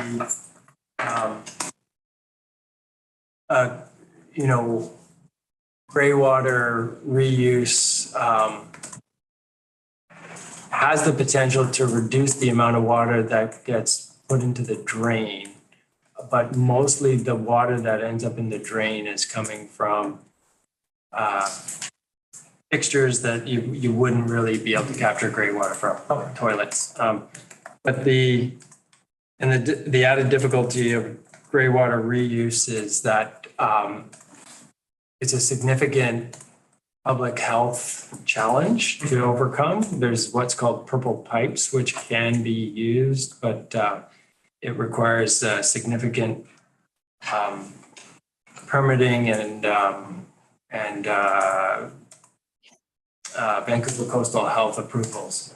And I think, and it's hard to do in a retrofit capacity. And so what we're looking at is the current sewer area is at and pushing up against its capacity at this point. And so something like that could be considered for new developments where we could minimize new demand on the system, but trying to reduce the existing demand on the system through that retrofit style projects that would take quite a bit of time. Understood. Sorry, I was more asking about new developments because of talking about phase 2 having that kind of 20-year, originally looking at a 20-year build out. Right. So I was looking at maybe potentially that could be reduced. Thank you, Councillor Jurgensen. Any further questions? That's everything. Thank you. Councillor Wake. On the subject of the outfall and the quality of the outfall, is there not usually a way to measure the quality of the outfall as it leaves the plant? It seems like we're only observing it, in a place where we're not sure if it's just the outfall or it's something else. So is there not some way to test it as it leaves the plant? Yeah, so the effluent is tested when it leaves the plant, and it's a requirement of our operating permit, and it meets our operating permit requirements. Okay, so when you say it shouldn't have that odor. Does that mean it doesn't have that odor as a sleep-through plant? Oh, I personally haven't smelt it at the effluent discharge point at the plant. I haven't been to the plant for a while, so I haven't been there this summer. So I don't know. Yeah. It's like that's. Our operating permit requires ongoing testing, and we're continuing to meet our operating permit, and it's not supposed to smell, and it's quite clear fluid that's leaving. And again, I haven't smelled it myself. But if we're testing it, we should be able to test it for smell. Yes, we should be able to. Okay. Since this is just a motion to receive, I'd like to move on if we could. If council has other questions of staff, that's something that can be taken up. And I know that there are members of the community watching and deeply interested in this. I would very much appreciate your feedback to mayor and council as well, based on what we've heard here. So with that, I will look for a motion to receive the update. Moved by Councillor Fast, seconded by Councillor Jurgensen. Any discussion? All in favor, raise your hand, say aye. Aye. And that carries unanimously. Moving on to item 6.2, consideration of referral from the Liquor and Cannabis Regulation Branch for 810 Beach Drive, the Bowen Golf Course. We have Planner Martin here with a quick update to us, and then we'll make a decision on the referral. Thank you, Mayor Leonard. So I'm here today for this referral from the LCRB for the Bowen Island Golf Course for a structural change to increase capacity. So council will recall from our July meeting, this application is to cover the new performance center at the golf course, which previously was excluded from their existing liquor license. And the application is for this new building to have a maximum occupant load of 25 persons and be operating from the hours of 10 a.m. to 11 p.m. So unchanged from their current liquor license. We introduced this July 24th meeting and gave notice before that introduction. And then we gave notice again in advance of this September meeting. And we've received a total of 4 letters of support received. And so the staff recommendation is that council direct staff to provide comments to the liquor license referral and essentially provide the comments that the maximum hours be 10 a.m. to 11 p.m. and the capacity be for 25 people. Yeah, and that's the end of my presentation. Okay. Thank you, Mr. Martin. Any questions for the planner? Seeing none, I'll look for a motion on this. Do you want it read out? Unless there's objection, I think Planner Martin got to the gist of it. If you'd just like to move it as written. I'll move the recommendation as written. Okay. Seconded by Councillor Jurgensen. Any discussion on the motion? Seeing none, I'll call the question. All in favor, raise your hand, say aye. Aye. Aye, and that carries unanimously. Moving on to bylaws 7.1, bylaws number 608 and 609. Our old friends regarding the 2023 Metro Vancouver Regional District proposed regional park at Cape Roger Curtis.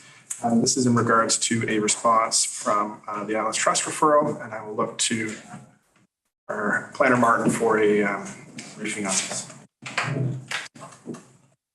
Thank you, Mr. Mayor. So I have an update report on this application and specific to a referral to the Islands Trust. So council will recall that we considered this this file at the July 10th council meeting, and council referred it to the Islands Trust at that point. The Islands Trust Executive Committee has responded to the referral of those 2 bylaws, 608 and 609, on August 25th, and their response was that those bylaws are contrary to or at variance to the Islands Trust policy statement.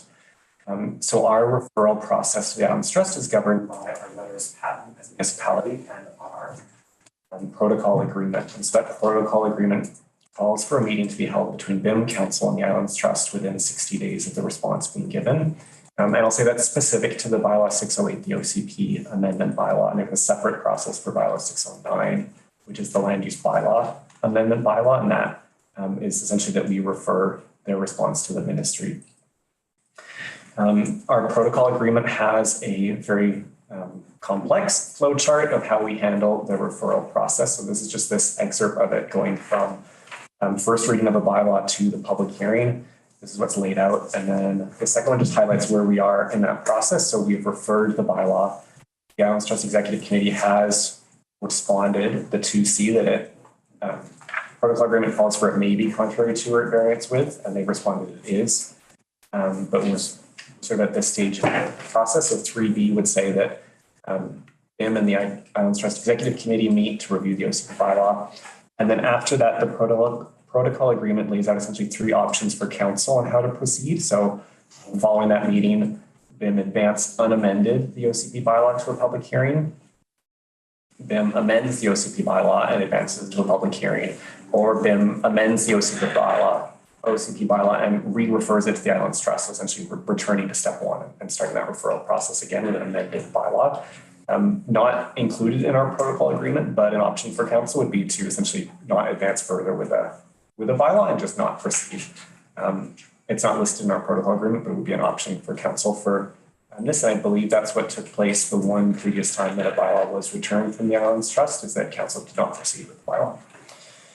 So the recommendation from staff is just for council to direct staff to coordinate that required meeting between council and the Islands Trust Executive Committee before the deadline of October 24th, so within 60 days. And then council direct staff to notify the Minister of Municipal Affairs, and that's regarding bylaw 609, the land use bylaw, amendment bylaw.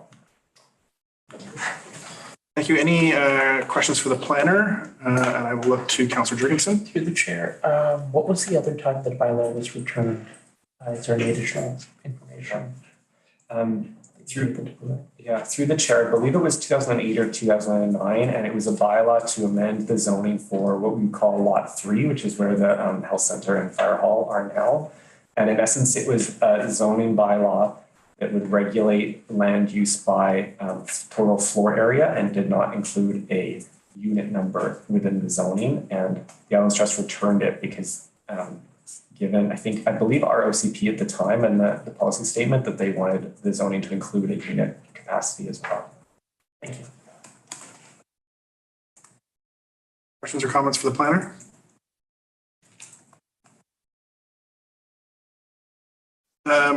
One question. Is Yes. the meeting going to be that you're going to arrange an in-person meeting or a Zoom meeting? Through the chair, since we've had this response, I've envisioned that most likely it would be a Zoom meeting, just given the location of the executive committee on the various Gulf Islands, and but that's something that we would work with the Islands Trust on. I don't know if council has preferences you could indicate as well. It would be great to meet with them in person. I know we've tried to schedule meetings with the executive committee a couple of times since the start of the term, which is also particularly salient given the community opinion poll that happened at the election last year. That's been rescheduled or canceled by that body a couple of times, but very much like to meet them in person. I know we will be at UBCM, but if for a meeting like this, which given its high profile nature, as well as given the unusualness of the circumstances that very rarely does this happen, it would be great to meet them in person if possible, although I know that travel could be an issue. Mr. Fast? Thank you, and I appreciate your report. And I'm not going to make any comments here except to say, if the question of a meeting comes up, since the planner asked about preferences, I think it would work best if we went to Nanaimo and we all gathered there. That worked best last time we had a meeting with some of council and executive committee because they live on Lasqueti, various other islands, and they're not. Anyway, Nanaimo's an opportunity. We met at the. I don't know. There's various places. I guess following up on that, Nanaimo is a midpoint, but it would have to be at a facility where it could be live streamed so that and recorded so that the public could. Yes, watch, absolutely. Which I think in past we've used the regional district offices for the city. I think, yeah. Okay. So the response from the executive committee states that the current OCP amendment and so the OCP amendment has been stated as not being in compliance, and in watching the executive committee meeting, as a result, that was the underlying reasoning for the land use bylaw also not being in compliance. And the policy statement, policies that they've named are 4.42, 5.23, there's 10 of them. Is there a sense at this point from staff what would be required to bring those, bring the amendment or the land use bylaw into compliance? Is it even not in compliance? To the chair, I mean, as I go through the table provided by Islands Trust staff, some of the policies I feel like could be addressed in a meeting. Like, for example, the comments about the referrals to the Squamish First Nations, it's sort of highlighting where we are in the process in terms of this is the initial referral, and we have a simultaneous referral happening to the First Nations as the Islands Trust. So we don't do referrals simultaneously. And that would be, a response they would be waiting to see when it's referred to them in that third reading. Yeah, some of the responses, at least as captured by staff, are challenging to address, I would think, in terms of, the executive committee reviewed the referral and views that, a campground that allows 460 campers changes the character of the community. Well, that's the executive committee's determination that it doesn't meet our policy statement. It is challenging to address without changing the scale of the development proposal. Right. Right. Okay.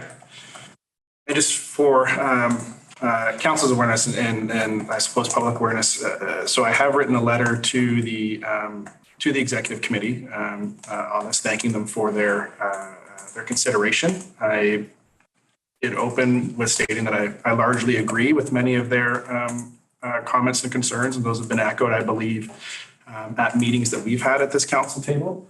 Most recently on July 10th, and then previously when we discussed Cape Roger Curtis and the park proposal really in depth at that committee of the whole meeting, and council got clear on some of its conditions or initiatives that we believe would be necessary to make this even feasible on Bowen Island. And those included pieces such as, empirically based adaptive management, empirically based visitor use management, subsidized water taxi, shuttles from the core to Horseshoe Bay, and then from Snug Cove to the park, a removal of vehicle use sites except for specific accessibility issues in the park, and the list goes on. And what I didn't see at the Islands Trust Executive Committee was a couple of things. One was a consideration of the work that this council has already done in the interim between the drafting of first reading and the work that where we're at now on July 10th and at that committee of the whole. So I did point them to those meetings and point them to those resources so they were aware of those conditions and they were aware of some of the work that we've done. As well as I asked for clarity on how other islands do it, because I know that there are recreational facilities on many of the other islands, whether it's camping, which is clearly the major issue of passion here on Bowen, but as well as generally how are high versus low use recreational facilities and their associated social impacts determined. We know that we've got a golf course, for example, on the island that is a tourism draw. And so how does that square within the policy statement? How do those facilities square with respect to the policy statements on other islands? And again, it's the reason why I prefaced my email to them with I largely agree with many of your concerns and many of the issues is that we do. And we've heard loud and clear from Bowen Island residents. We've heard loud and clear from our committees. We've heard loud and clear from virtually all parties that have a Bowen Island interest in this, that there are elements of this and particularly impacts about this project that need to be addressed. So I look forward to the Islands Trust Executive Committee coming to meet with us. And later down in the flow chart, if this gets to third reading, there is in the protocol agreement, the need for the Islands Trust to provide clear reasons and actually spell out to Bowen Island what it would take for this OCP amendment to be amenable to the executive committee. And ahead of that, I've asked them for that direction.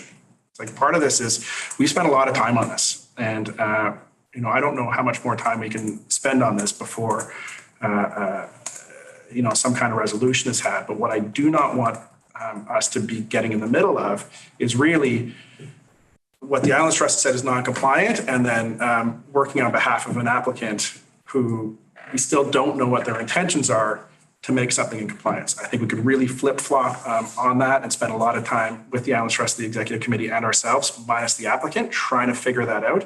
But really, I'd like either the Islands Trust or Metro Vancouver to figure out what compliance means and how are you going to bring that together, instead of you know, Bowen Island being caught in a rock and a hard place where we've got to figure it all out.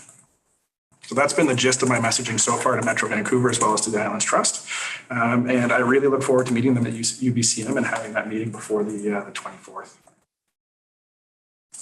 Unless there's any comments, other comments, I'll look for a motion to receive. Councillor Blake. Just a question about the third, that council directs staff to notify the Minister of Municipal Affairs for advice or direction. I'm just wondering if that isn't premature at this point. I see the planner with his hand up. Through the chair, just that is specific for the referral of bylaw 609, the land use bylaw and the bylaw. So the meeting specifically in our protocol agreement is for bylaw 608, the OCP bylaw, and bylaw 609, the land use bylaw, we refer to the minister. As per the protocol agreement. I'm just wondering that for clarification, maybe we should say that council directs staff to coordinate a meeting. And that council, with respect to bylaw 609, directs staff to notify the Minister of Municipal Affairs. Because they have nothing to do with 608, it's only 609. And Right. So so at the end of the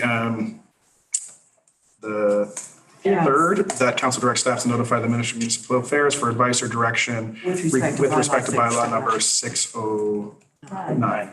Yeah. Is there any objections to adding that to the recommendation before that is moved? I guess I have a question on that one. And I should know the answer because I was involved in drafting the flow chart. I'm not sure whether we have to advise the minister or if it's optional at this point. I'm wondering what the point of getting the minister involved at this point is, because the OCP isn't the much more significant issue. I'll look to staff for a comment on that, or, oh, I see both of our Islands trustees' hands up at once, so I will look to Councillor Fast, who had her hand up first. Sure, thank you. My reading of the letters patent and the way we work with the Islands Trust, whatever that thing is called.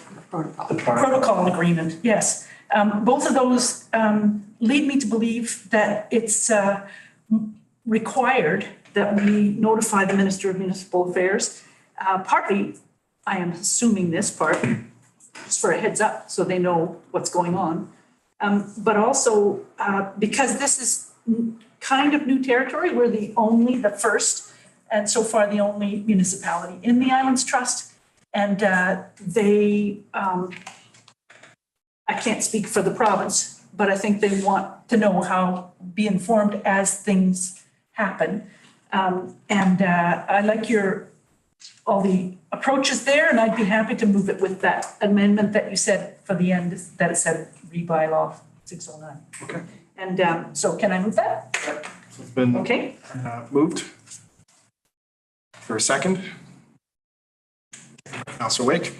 Any discussion on the motion to receive the response to the Islands Trust on the bylaws, coordinate a meeting with the Islands Trust Executive Committee before October 24th, and to notify the Minister of Municipal Affairs? Yes.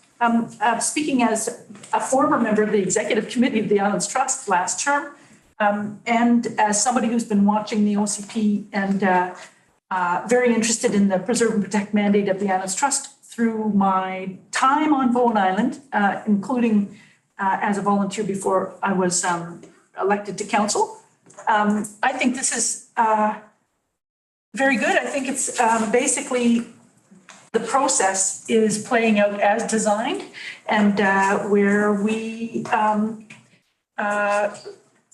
just have to trust the process and follow along with it as we're doing at this meeting. And I think it's very good to have these discussions, and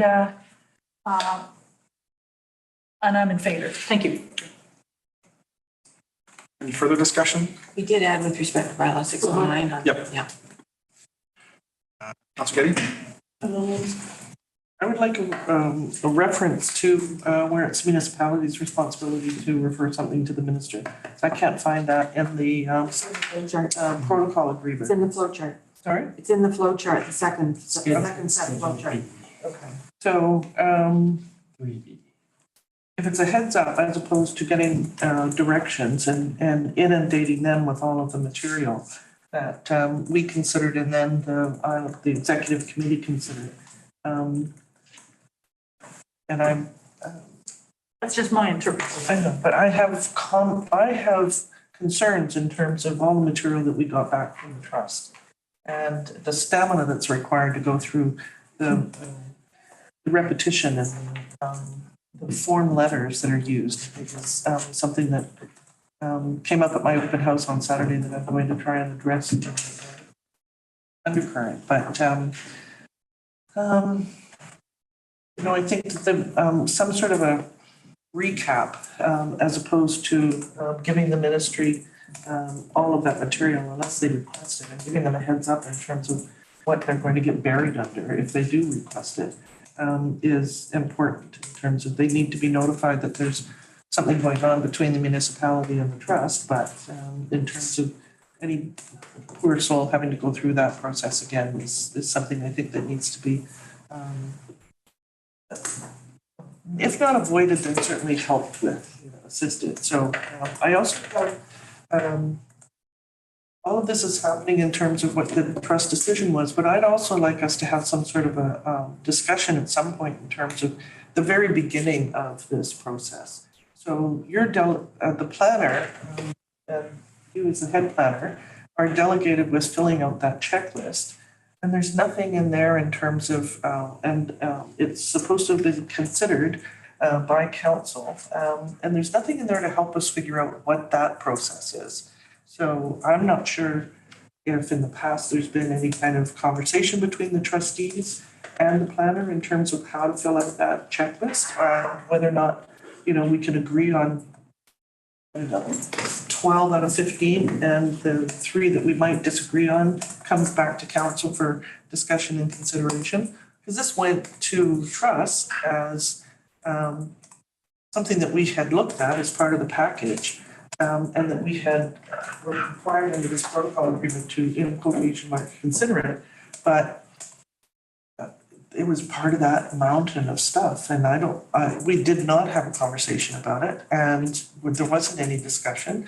And when I was asked informally for my opinion, I just said, this has come from the council, so I'm not giving you my personal opinion, but it could have been, should have been, would have, could have, should have. And I think we need to figure out some way of polishing and streamlining that whole process so that we don't have a lot of this confusion in terms of our discussion of understanding what the policies are, how we've interpreted it, what we're presenting to them. And I think that would help. Through the chair, so on your first question about our responsibility to notify the minister, it's section 15.1 of our letters patent. And it says the municipality must notify the minister, and then provides options for the minister.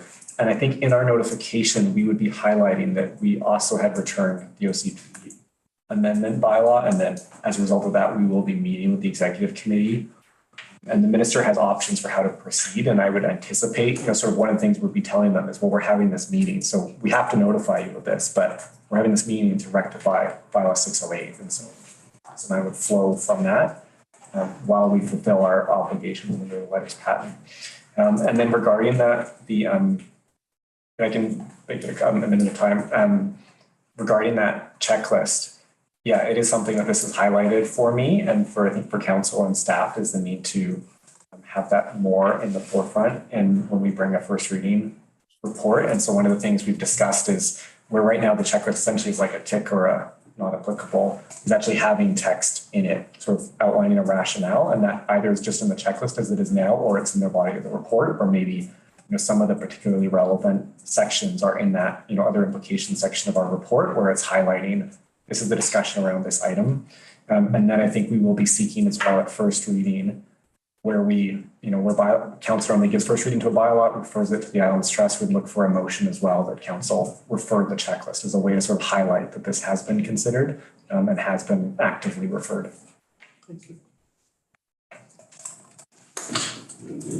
Any other discussion on the motion?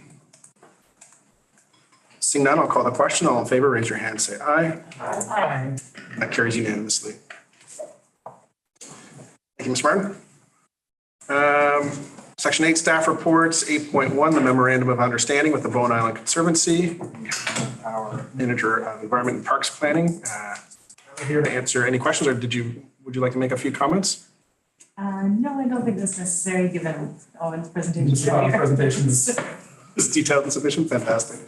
Any questions from council? Councillor Morse? A couple on the wording in the document, and I apologize for not sending this. It refers to in the second whereas senior levels of government. But those aren't defined. Is it just the government of Canada and the government of the province of BC? In which case, why don't we spell that out? Or is it, is the regional district and the Islands Trust also roll into that? The staff for a comment? Happy to change it if that's council's wish. Yeah, because it seems fairly high level. It seems to me it's just the government of Canada and the province of BC. I'm sorry, Owen's left, so we can't. Carla, but. And then I'd like to change the now therefore clause, and I think Owen agreed with that. Change the words protection and preservation to conservation. So delete protection and preservation and replace it with conservation. And in general, clause 6, I think is totally duplicated by clause 1.6 is totally duplicated by clause 3. So I'm not sure why we need clause 6 in there, or 0.6 in clause 1. 0.6 in clause 1 says this MOU may be amended from time to time in writing as agreed upon by the parties. And clause 3 says this MOU may be amended from time to time in writing by mutual agreement between the parties. So I think we should delete 6 because it's redundant. And so those are my for senior levels, insert government of Canada and province of British Columbia. Okay, so I'm hearing amendments to the memorandum of understanding that define senior levels of government. Yeah. That strike 1.6 and then replace protection and preservation with conservation. Yeah. Councillor Fast? Thank you. Can you describe again which part you're wanting to take out? Because I see you're planning to remove 1.6, and that's the general, the little paragraph that says all the main points in one spot. What's the part you want to take out? 0.6 says this MOU may be amended from time to time, and it's a total duplication of section 3. Clause 3. Well, I like having the 6 points right there in the general so that you can see them all together. And I would sooner take out the other one. Clause. Well, you can't take out clause 3. Well, then I would sooner leave that part alone because it doesn't, one little duplication doesn't change the memorandum of understanding. It makes it clearer by having points 1 through 6 there under general on the first page of the memorandum of understanding. I think it's good for clarity, especially going through time as this is meant. So I'm okay with adding the other levels of government and the other change, whatever it was, the changing protection and preserve to conservation, because the person with the president of the Conservation Association that's party to this agreement supported that. But beyond that, I think we should be sending it back because it's not something that council can change unanimously or without consulting the other group. So I'm resisting taking out number 6 from the bottom of page 1. Oh, the other point. Okay, so I'm gonna pause this here because we've, all 3 of those items are not gonna go through by unanimous consent, it looks like. So we can look at severing those 3 amendments or making it a formal amendment, seeing that seconded and then severing those 3, and we can look at all 3 of the clauses separately. If that's amenable to council. So based on Councillor Morris's amendments, to define senior levels of government, to strike protection and preservation and replace it with conservation, and to strike 1.6. Is there a seconder for that amendment?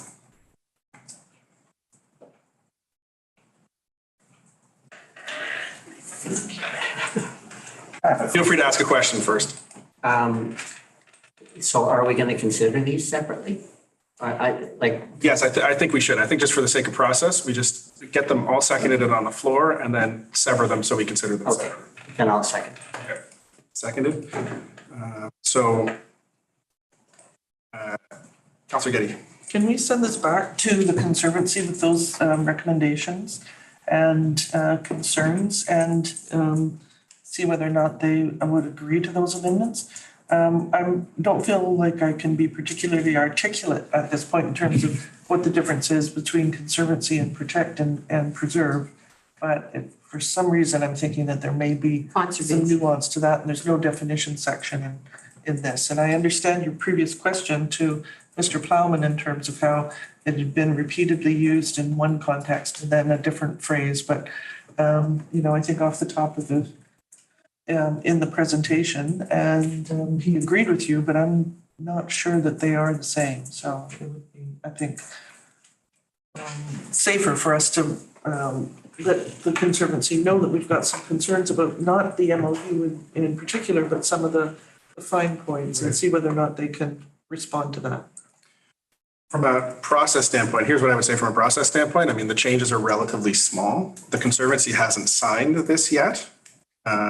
So if it goes back to the Conservancy, so if we're saying this is what we're comfortable with, and indeed these small housekeeping issues are okay with the Conservancy, then I believe that gives staff the authority to sign it instead of it needing to come back again.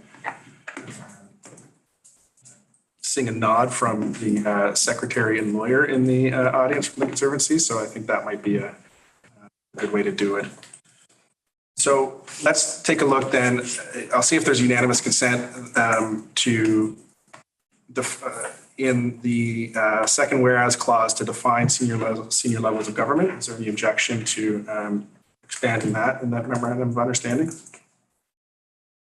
Seeing none, that carries.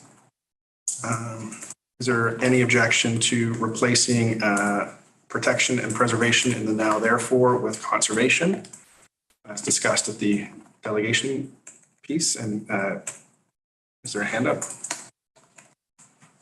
None of it's going to get reviewed and then we can get. Right, yeah, because it's unsigned right now.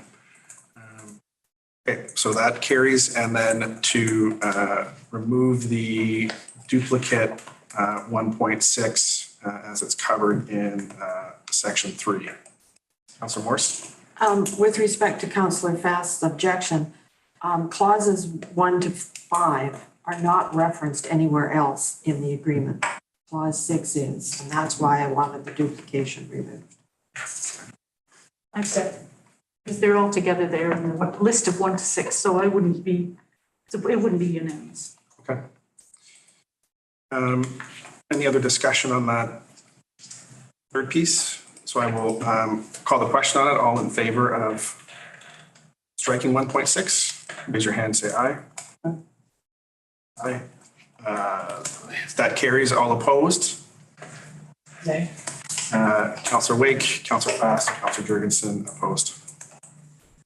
And it's, so that carries, and it's trivial to add it back in, but in the reading here, it is more, that clause is actually better defined in section 3 than it is in 1.6.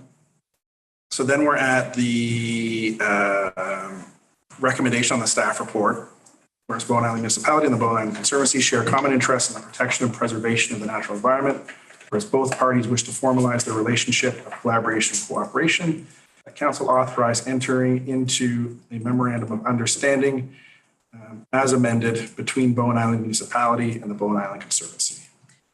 Do I have with the following amendments? That's the one you've listed to be. Sure, or with the following amendments, Yeah. or they can be amended on the document and sent to the Conservancy. Or say then as amended? As amended. As amended. He said as amended. So is there a mover for that recommendation? So I was just reading it out. I really like it when council moves. I'll move that. Councillor Fast moves, seconded by Councillor Wake. Any discussion on this? Seeing none, I'll call the question. All in favor, raise your hand, say aye. Aye. That carries unanimously. And I am very excited to be pursuing a deepened relationship with the Conservancy. So thank you. Moving on to item 8.2, results of public feedback on changing council meeting time. I will look to our CAO for a few comments on this. So essentially, this is a trial run in September where we're testing out holding regular council meetings and closed meetings in the afternoons rather than the evenings.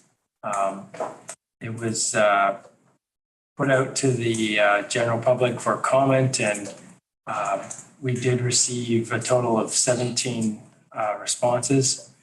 And of those 17 responses, 10 were supportive of the change, 5 were not supportive, and 2 said essentially anytime works. And there's the pros and cons with the time change. During the day, it makes it easier perhaps for council members to attend, and it can be difficult for council members and at times staff to participate in council meetings that run late into the evening after a full day of work or other activities. However, running the council meetings during the daytime can make it challenging perhaps for some members of the public to attend that would otherwise be able to attend in the evening.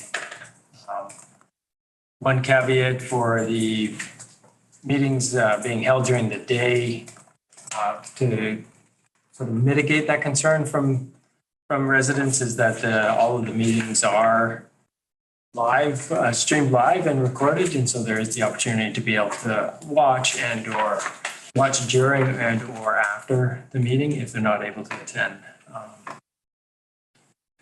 But that's the quick summary of the feedback from the community. I'll open it up to questions or comments.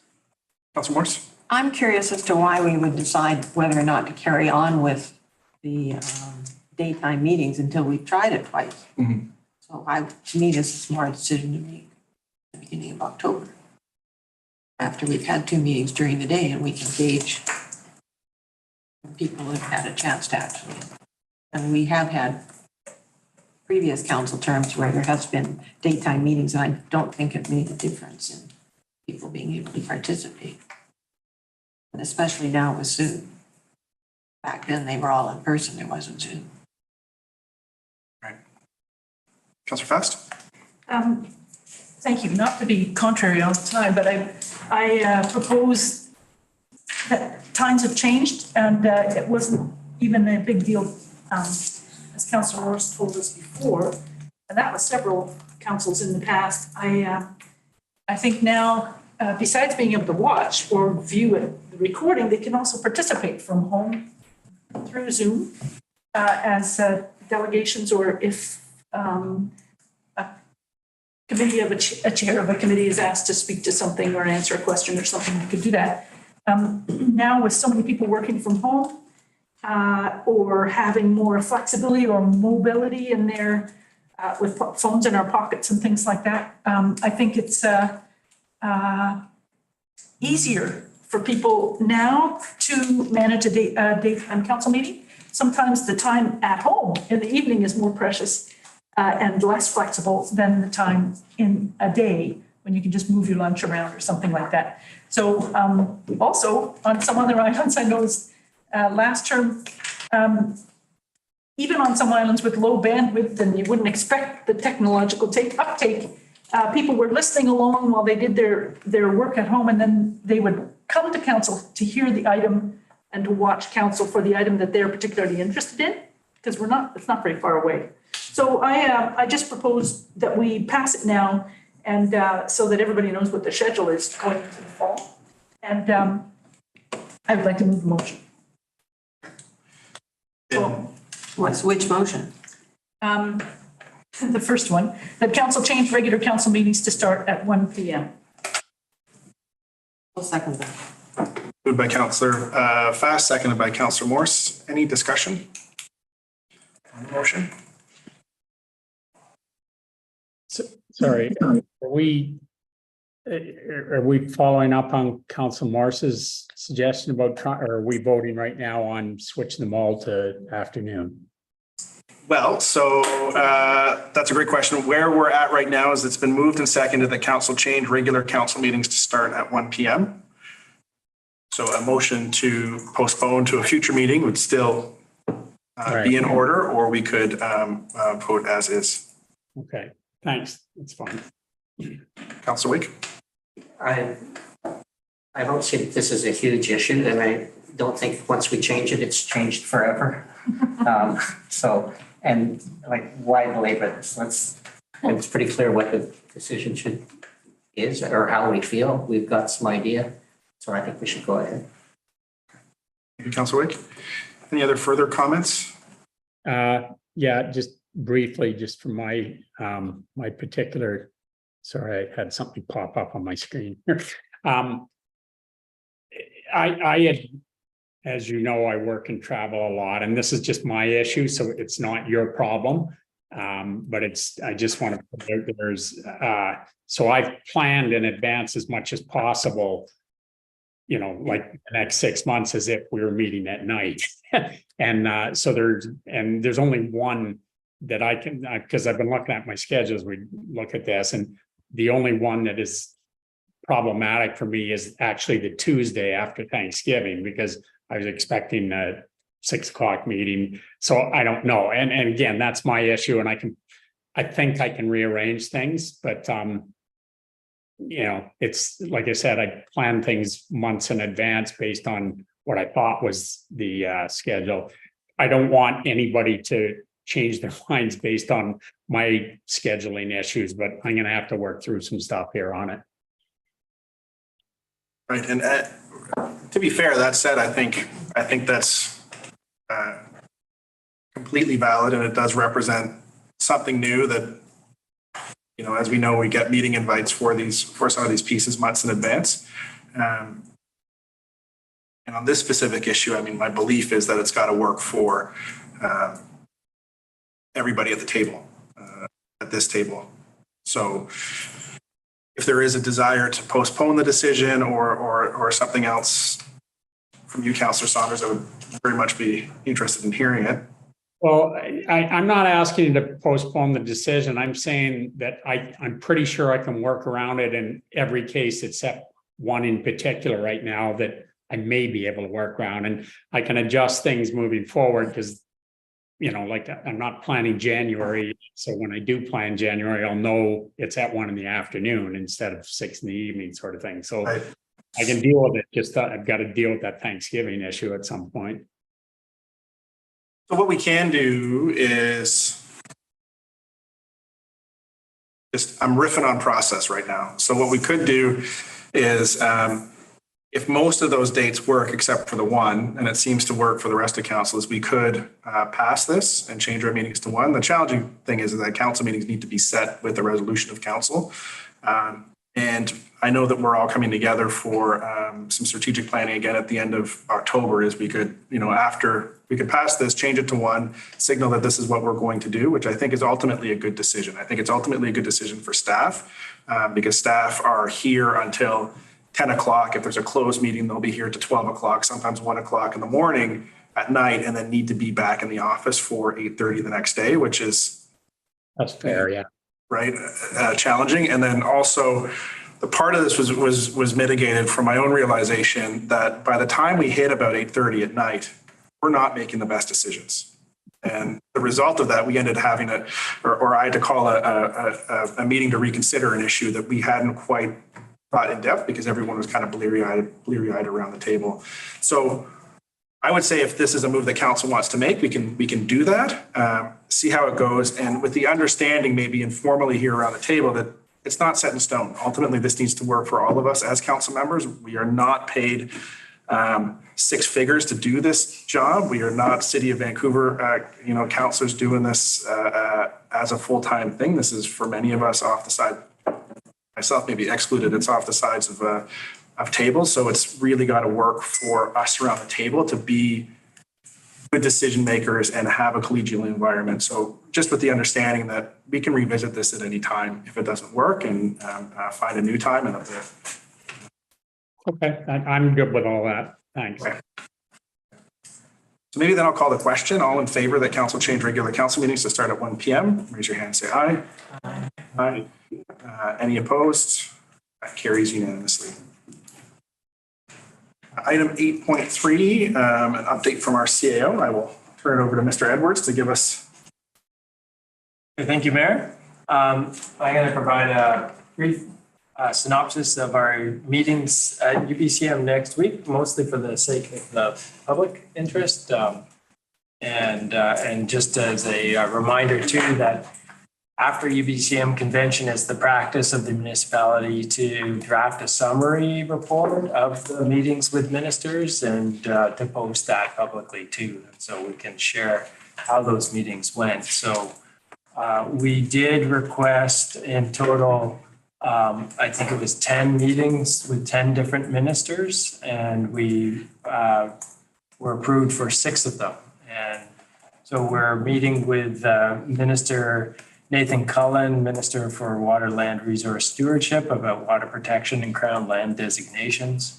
Minister Catherine Conroy, Minister of Finance, and meeting with her about alternative revenue streams for local governments, amending the Police Services Act, hopefully. And we're also meeting with Minister Bowen Law, Minister of Emergency Management and Climate Readiness, about statuses of changes to the Emergency Program Act and the impacts on local governments. We're also meeting with Minister George Heyman, Minister of Environment and Climate Change Strategy, on supporting the Climate Action Plan, our on-island composting project, and inquiries about the Apodaca Provincial Marine Park. As well, we're meeting with Minister Brenda Bailey, Minister for Jobs, Economic Development and Innovation, about rural designation and about membership with the Island Coastal Economic Trust. And we're also meeting with Minister Mark Farnworth, Minister of Public Safety and Solicitor. Sorry? Mike Farnworth. Oh, Mike Farnworth. Public Safety and Solicitor General. Again, about amendments to the Police Services Act. And look forward to reporting back on how those meetings go, as well as other meetings and events at the convention. I also do want to provide a brief update on capital projects. Since we last met, the community center has been moving along steadily. You'll see siding going up. I understand that's a bit of contention in the community. I have heard some concerns about this element of the siding that's going up. It's called water canning or oil canning, some people call it, of the metal where there's a little bit of wave to it. I actually think that's a benefit because it reduces the sort of glare or it adds a little bit of texture to the surface. So I actually think that the oil canning is actually not a bad thing. And we're starting to see the building achieve full water tightness, waterproofness as the weather starts to change, which is a good thing. There's a lot of focus also right now on the septic system and the septic design, because that system will not be connecting to the sewer system. The multi-use path, we're still in the planning phase for the next section of path from Artisan Lane to Charlie's Lane. And so nothing has really changed on that project at this point in time. But we are starting to talk with the primary developer of the Grafton Lake lands, John Reed, about his stretch of the multi-use path as well. In terms of the public works yard project, the temporary trailer for the public works crew has not yet arrived and been installed, but it is hopeful that that'll happen early this fall. And that we can get them into a better space for the winter months as that approaches. Kobe Drinking Water Project is still not fully online. We seem to run into new challenges when we're getting close to flicking the proverbial switch. Something else seems to arise, and most recently, it's an issue with the turbidity meter. We have 2 turbidity monitors. Turbidity is a measure of the cloudiness of the water or the clarity of the water. And we strive to have the turbidity after the filtration system to be well below 1 NTU, which is the measure of turbidity. And one of the meters is reading at a higher level than the other. And the technology provider is a company called Purifics. They're out of London, Ontario. They're on site this week to look at that meter to try to get to the bottom of it and understand. We're hopeful that it's just the meter and not the filters themselves. And so we should have clarity about what the real problem is by the end of the week. We are moving forward with the Eagle Cliff Water Project after exciting news this summer of being approved for grant funding for that project. And so we are currently working right now on determining the best path forward for the project implementation, which includes cost per connection and how many properties that are not currently within the water system could be connected along the way as we connect the Eagle Cliff system to the Cove Bay system. And so we'll get more details in front of council as that project unfolds. And then we did also have some really exciting news about the West Side Water. Ian Stewart with a partner who purchased what we're now calling the Stewart property, for lack of a better term, which is the last large lot in Blue Water service area. Had done some well drilling in their property, and one of the 3 wells that they drilled is promising to be a very high production well, which should be of a great benefit to the entire West Side water system. And so staff are working right now with Ian Stewart and others to consider how that might influence the current plan for the West Side Water. So again, we'll keep folks apprised of how that continues to unfold. But that's pretty exciting to discover that large volume of water available over there. And that's it for my update at this time. Thank you. Quick question. Yes, Councillor Saunders. Thank you. Liam, just a quick question about those meetings with the ministers that are set up for next week, or the departments. Who's attending those? Are we all supposed to be going to those, or is it just you and the mayor? Or because we do have other meetings, of course, that may, contract, I don't know, but just what's the expectation? Right. So we do have a meeting scheduled for tomorrow afternoon. I believe it's tomorrow afternoon. Yeah, 4 o'clock. 4 o'clock tomorrow afternoon with all of council to discuss the strategy for those minister meetings and other meetings at UBCM.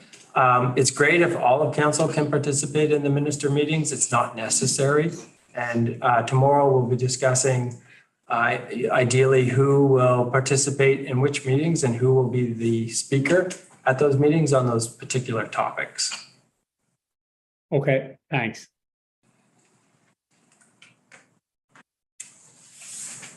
Any other questions or comments for the CAO? Seeing none, we will move on to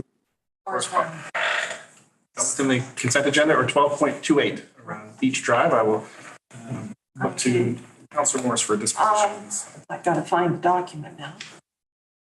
What page did you say it was on? Well, I don't use the PDF, I use the agenda notes one.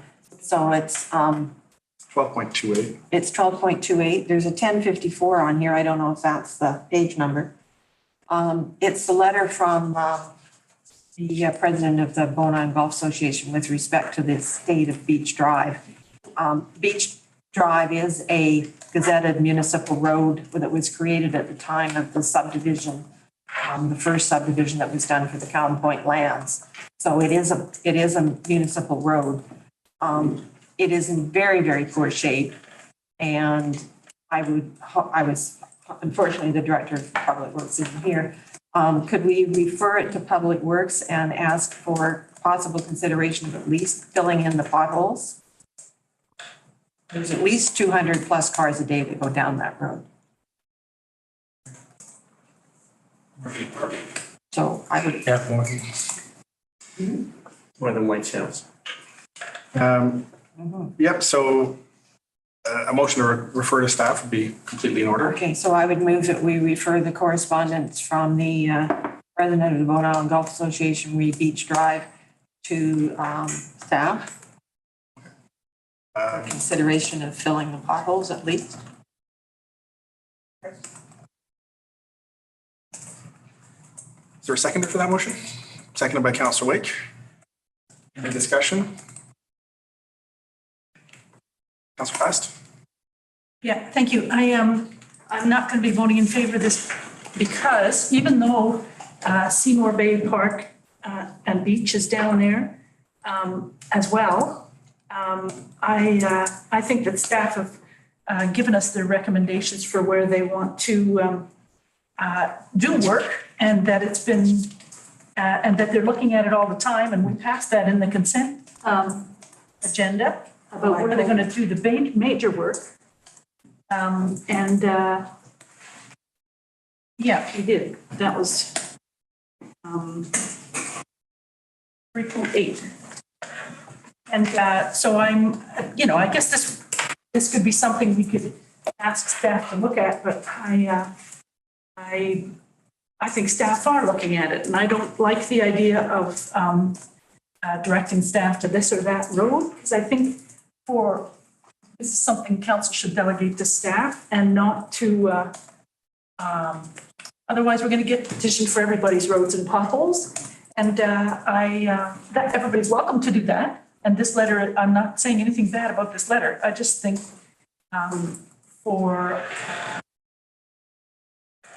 if you want to set up a site visit or something, maybe that would be more appropriate. But to pull something out like this,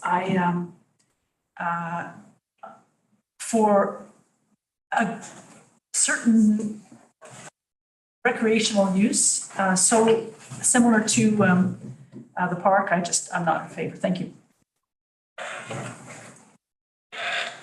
Any other comments or discussion, Councillor Wake? I think I'll support this because I think the suggestion, we're not talking about major capital works here, a big financial decision. We're talking about an operational consideration, and staff can certainly come back and give us reasons why they don't want to do that. We're just asking them to consider it. So it's not fair of council. Makes sense to me. Any further discussion? Seeing none, I'll call the question. All in favor, raise your hand, say aye. Aye. Aye. All opposed, raise your hand, say nay. Councillor Fast and Councillor Getty opposed, and motion carries. Moving on to item 10.1, the minutes of the Transportation Advisory Committee of August 2nd, 2023. I see 4 recommendations arising from this committee. Maybe do one of our council liaisons to that committee, would they like to speak to the recommendations in general? Or should we just work through these one at a time? Well, the 3 of us here. If not, I mean, they are relatively straightforward, so we can look at each of the recommendations, but I did want to provide the opportunity if there was comment from the council liaisons. Councillor Getty? The first one, with respect to assured loading, there was a little bit of correspondence between myself and Councillor Morris, but it's not just medically assured loading, although it says particularly. There were a number of issues that came up and that have been discussed at a couple of meetings, and it was trying to figure out how to streamline it and make it more easily understood, the existing, and help people to get through the system, and whether or not there should be a policy in terms of a larger group that gets some assistance and assured loading. This was, there were a couple of letters from, and we had I believe the delegations the last time from the 2 dog daycare places, and there's other issues that have come up in terms of getting more information about possibly BC Ferry's policy on livestock movements, and that there's some sort of a managers meeting with the Ferry Advisory Committee heads in terms of, this is part of this is an issue for other runs, not just Bowen. So the Langdale run has similar issues in it. So it's just trying to expand on it and think about whether or not we've covered all the possibilities to be the most helpful and can make recommendations to BC Ferries. Thank you. Councillor Saunders, did you have your hand up previously? No, I will look to Councillor Morris then. Oh, John, Go ahead. who's going ahead, you or me? Councillor Saunders, go ahead. No, I didn't have any. All right, go ahead to tell us that you don't have anything. Gotcha. Okay. Councillor Morris. I had sent the email around because there is a process for assured loading for medical reasons and for the van pool and for the Vancouver Coastal Health workers on this side. So putting it into a formal policy that's got a policy number adopted by council at such and such a date is fine with me. I just wanted to make sure that everybody realized we had something that seemed to work, and it was developed with the bylaw department, not with planning, so that may be why. With a number of changes of staff in the front office, there may have been some lack of, where do I find the cards to put on the dash, on the rear window? But it's medical assured loading, not medically. And that's BC Ferry's terminology as well.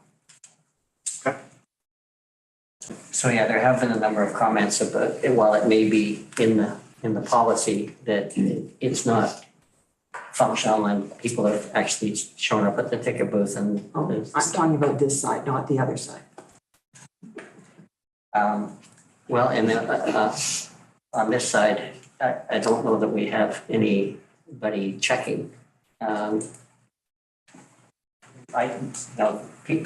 People park in there when they're just in the lineup and they don't have the thing on their car.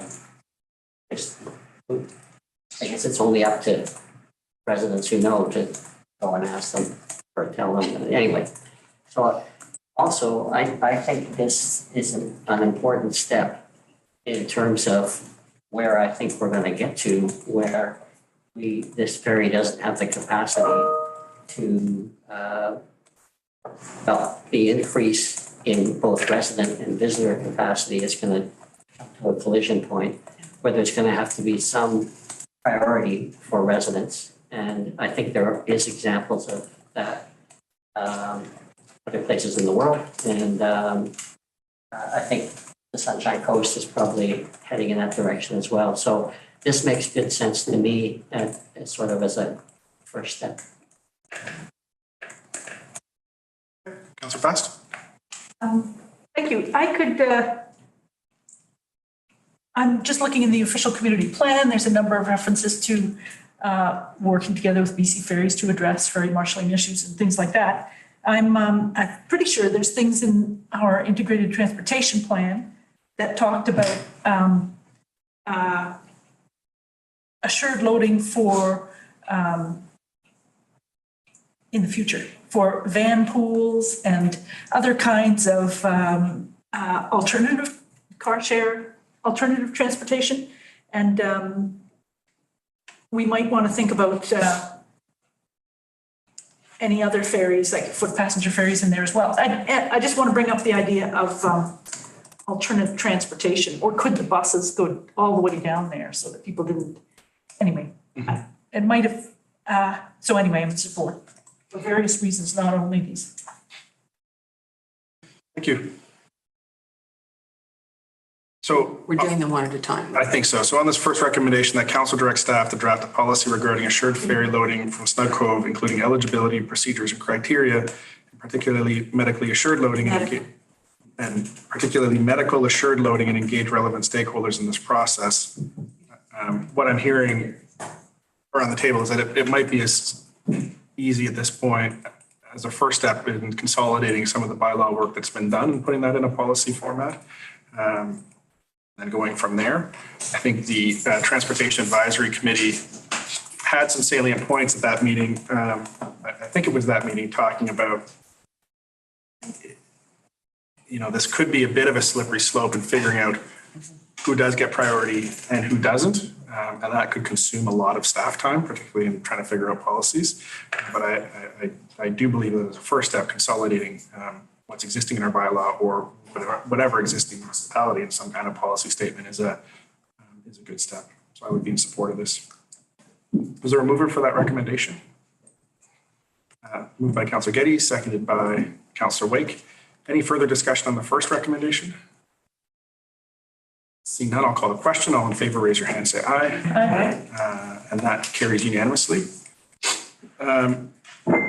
Second recommendation, that council direct staff to initiate the process of advocating changes to the BC Ferries service contract with the province to address issues that affect Bowen Island.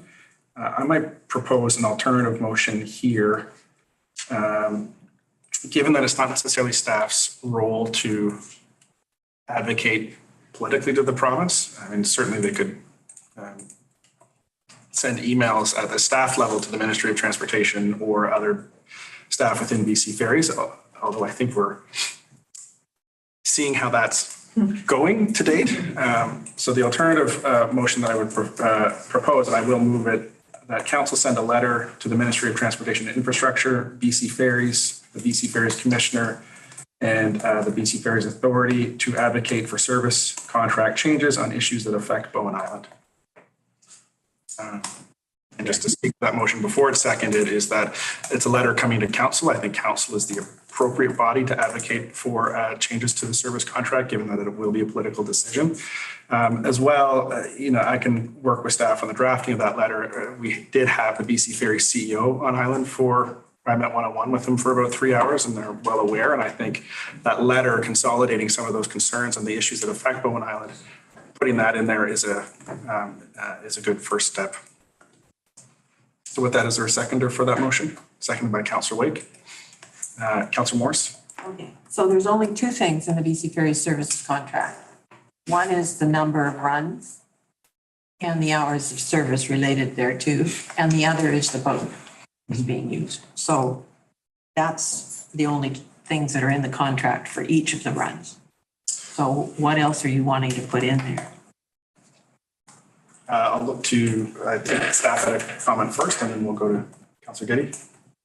So Councillor Morse, that is part of the challenge with the contract is that it is so broad and there's very little performance metrics within it. So it's easy for, I'm not saying it's easy for BC Ferries, don't get me wrong, but it is easy to meet the contract requirements. But from a performance perspective, they are obviously struggling. But when we look at the contract, they easily meet the requirements, yet we all know they're struggling. So that's the intent. Okay, so I guess,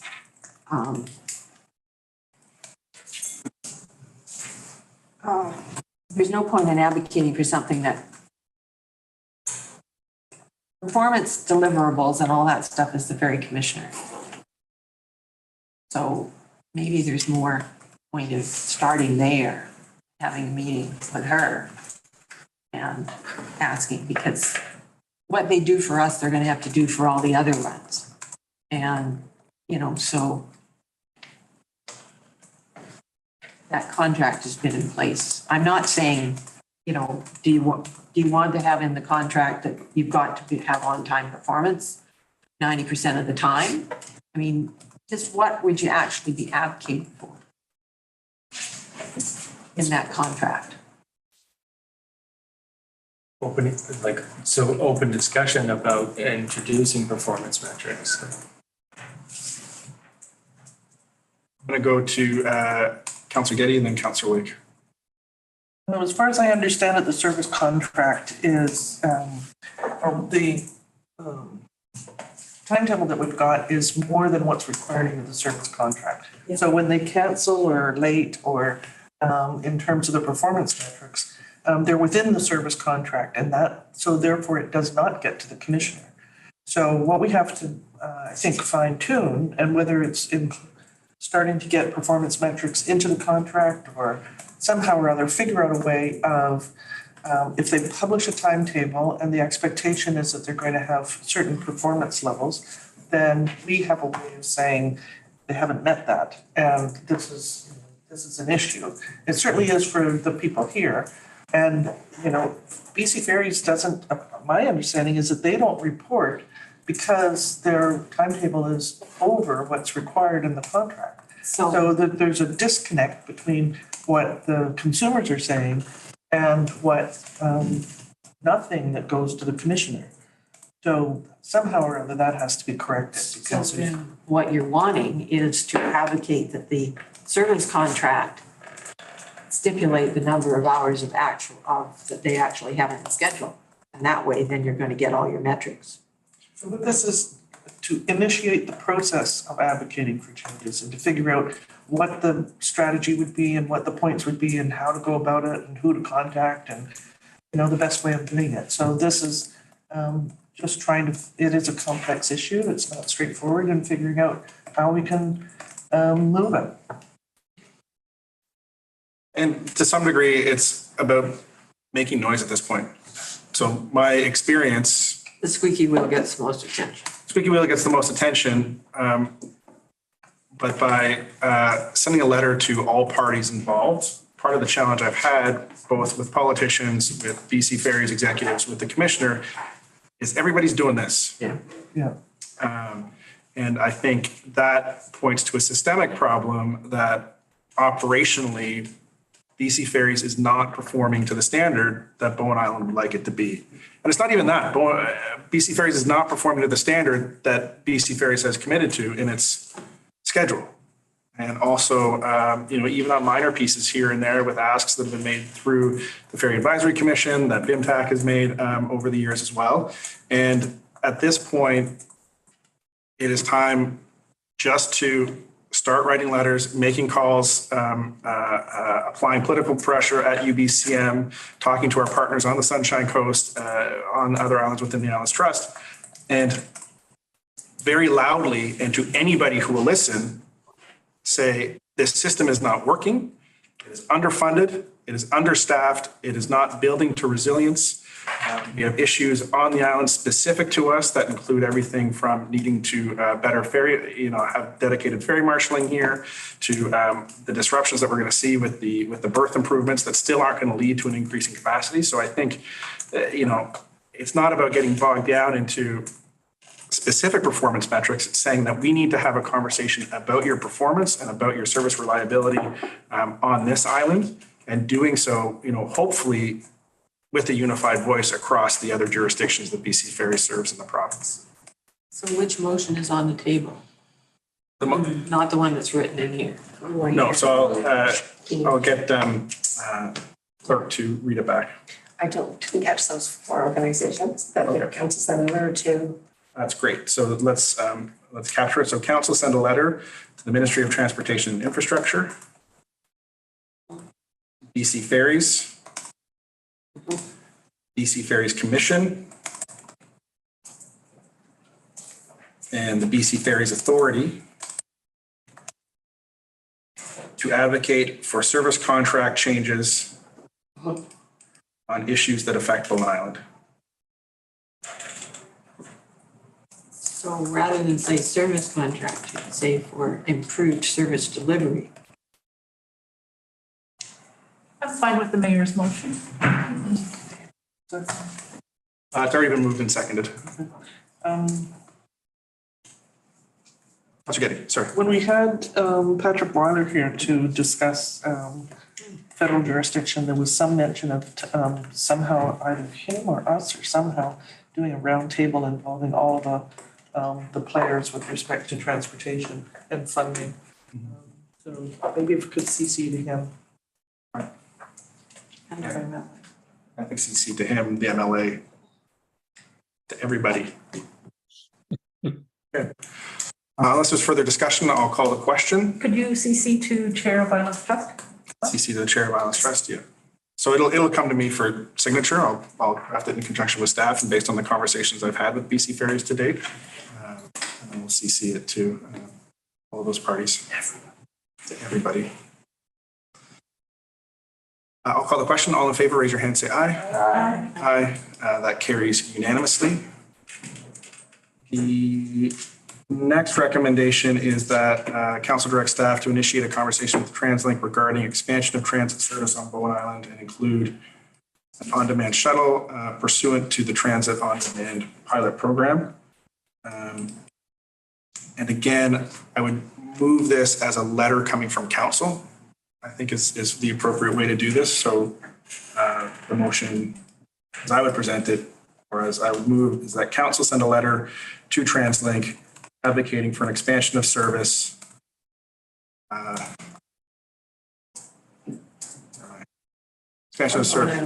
Bowen Island and include an on-demand shuttle pursuant to the Transit On-Demand pilot program 2019 Bowen Island report. So it just changes the onus from staff initiating conversation at the staff level, but we'll send a letter to TransLink,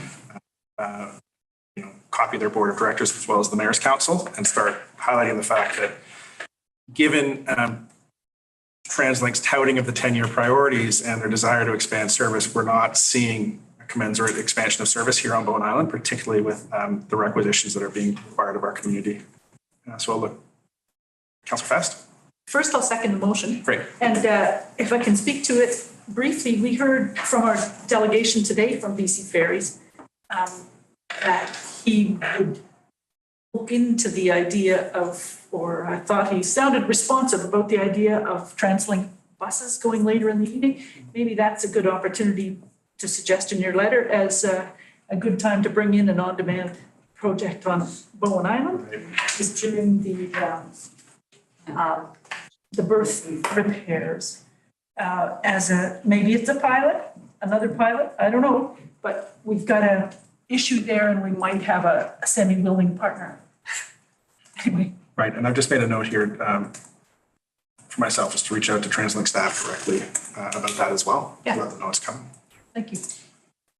Councillor Getty and then Councillor Wake. The 2019 report was quite positive. So it was effective, affordable, supported by the community, and something that they would recommend. And then the pandemic came in. Mm-hmm. So that it's just been lost, and it's just bringing it back up in terms of this is a very helpful solution that they thought could be and should be instituted. So that's why there's specific reference to that report. Right.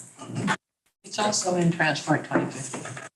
It's in Transport 2050, and several of the other communities were very interested in the whole project as well. Okay, so it's been moved and seconded, Councillor Wake, sorry.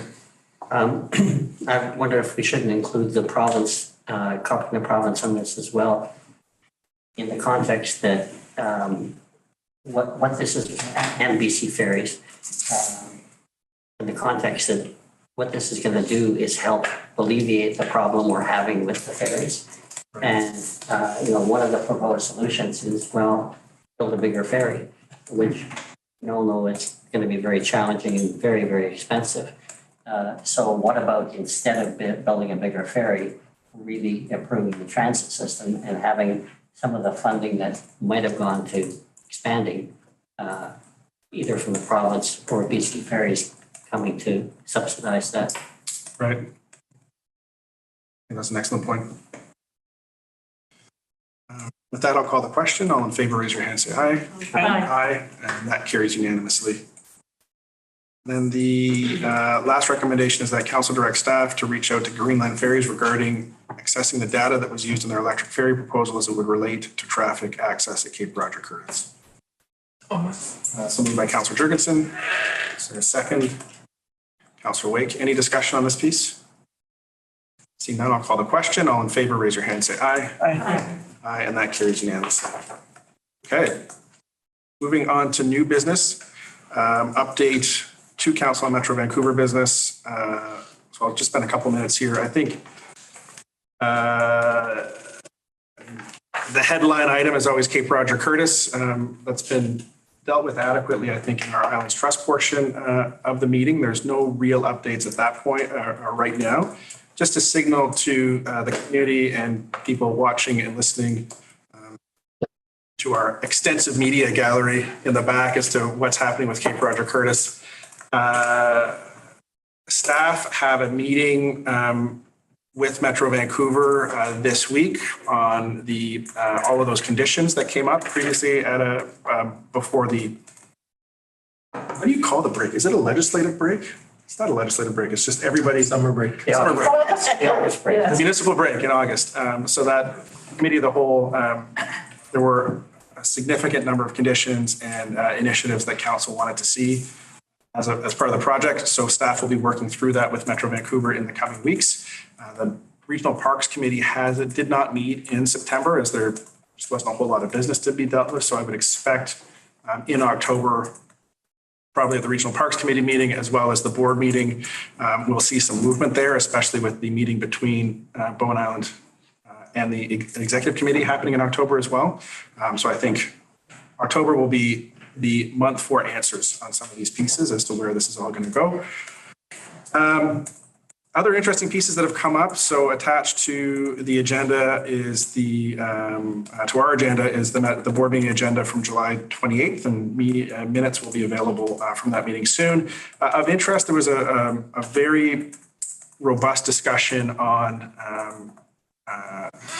that's tied into decarbonization of fossil fuels in there, and for folks that are following in municipal minutia.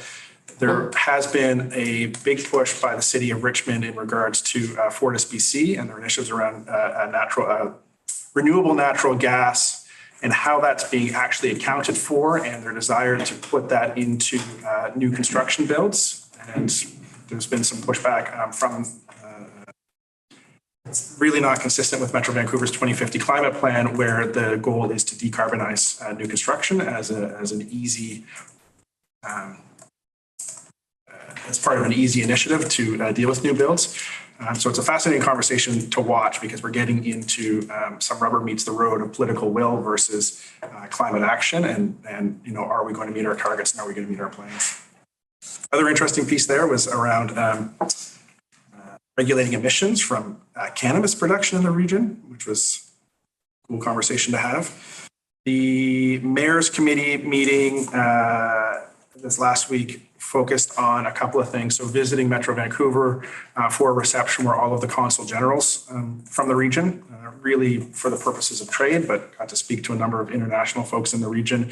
And we had presentations from Minister Whiteside, the Minister of Mental Health and Addictions, as well as Nicolas Baudouin, the Consul General of France. So the minister's presentation on mental health is really related to addiction in some of the provinces' moves regarding addiction. There was robust commentary and discussion from the members at the table as to what is happening with treatment, particularly in the face of the opioid epidemic.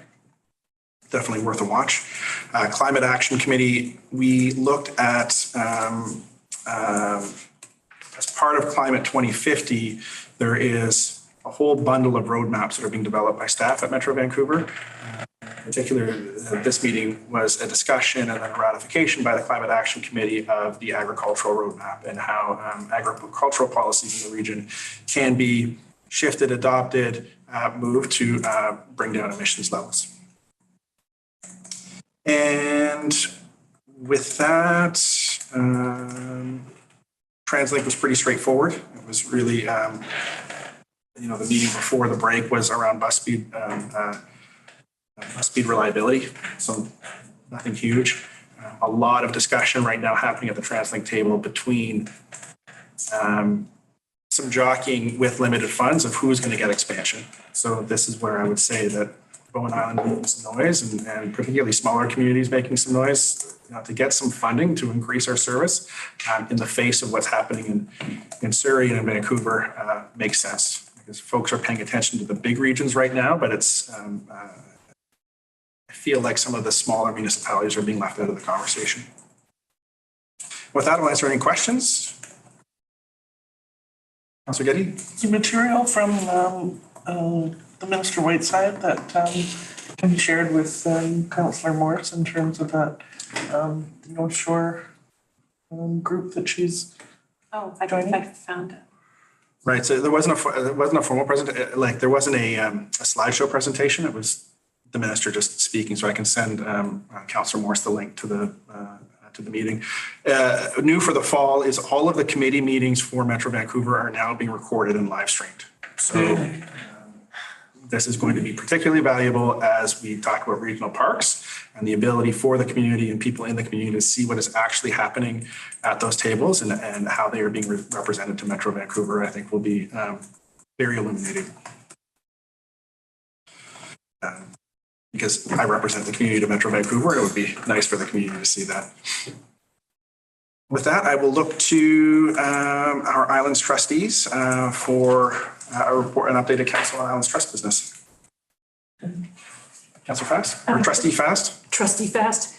Just briefly, before I hand it over to Trustee Getty, letting everybody know that after the Union of BC Municipality meetings next week, then we'll go off, we'll have a council meeting on September 25th and early the next morning, I'm riding in Trustee Getty's car to Trust Council, which will be held on the Penders, the 26th, 27th, and 28th. So I just want to let people know that that's also available on Zoom or live streaming, and you can see what's happening at Trust Council, and the agenda will be posted soon at islandstrust.bc.ca. They have a whole calendar thing of all the various meetings.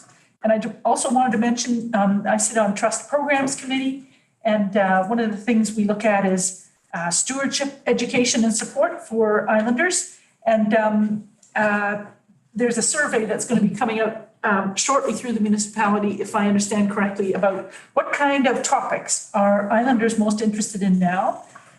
For example, a few years ago, Islands Trust did the well water stewardship workshop here in these council chambers, and is that something people would like? What would people most like to know about how to be self-sufficient on the islands and take care of our relationship with our natural environment, so that everything works and keeps working, and keep an eye out for coming from Municipal Hall. Over to you, Judy. Okay, so at the quarterly meeting of the Trust Council that's coming up last week of September, there's going to be a fairly extensive closed meeting where we're going to be going through a long list of legal opinions that we've received over the years with respect to the Section 3 legislative mandate, and trying to come up with an agreement. And we've been working on a draft stand and disclose statement in terms of making it clear, because there's been confusion amongst the trustees and between the trustees and the constituents. So we're gonna try and clarify that, and we consider that to be the first step in some of the foundational work that we need for the strategic planning that we're getting into. And a subcommittee of the Financial Advisory Committee has been working hard on how to set up a strategic planning session.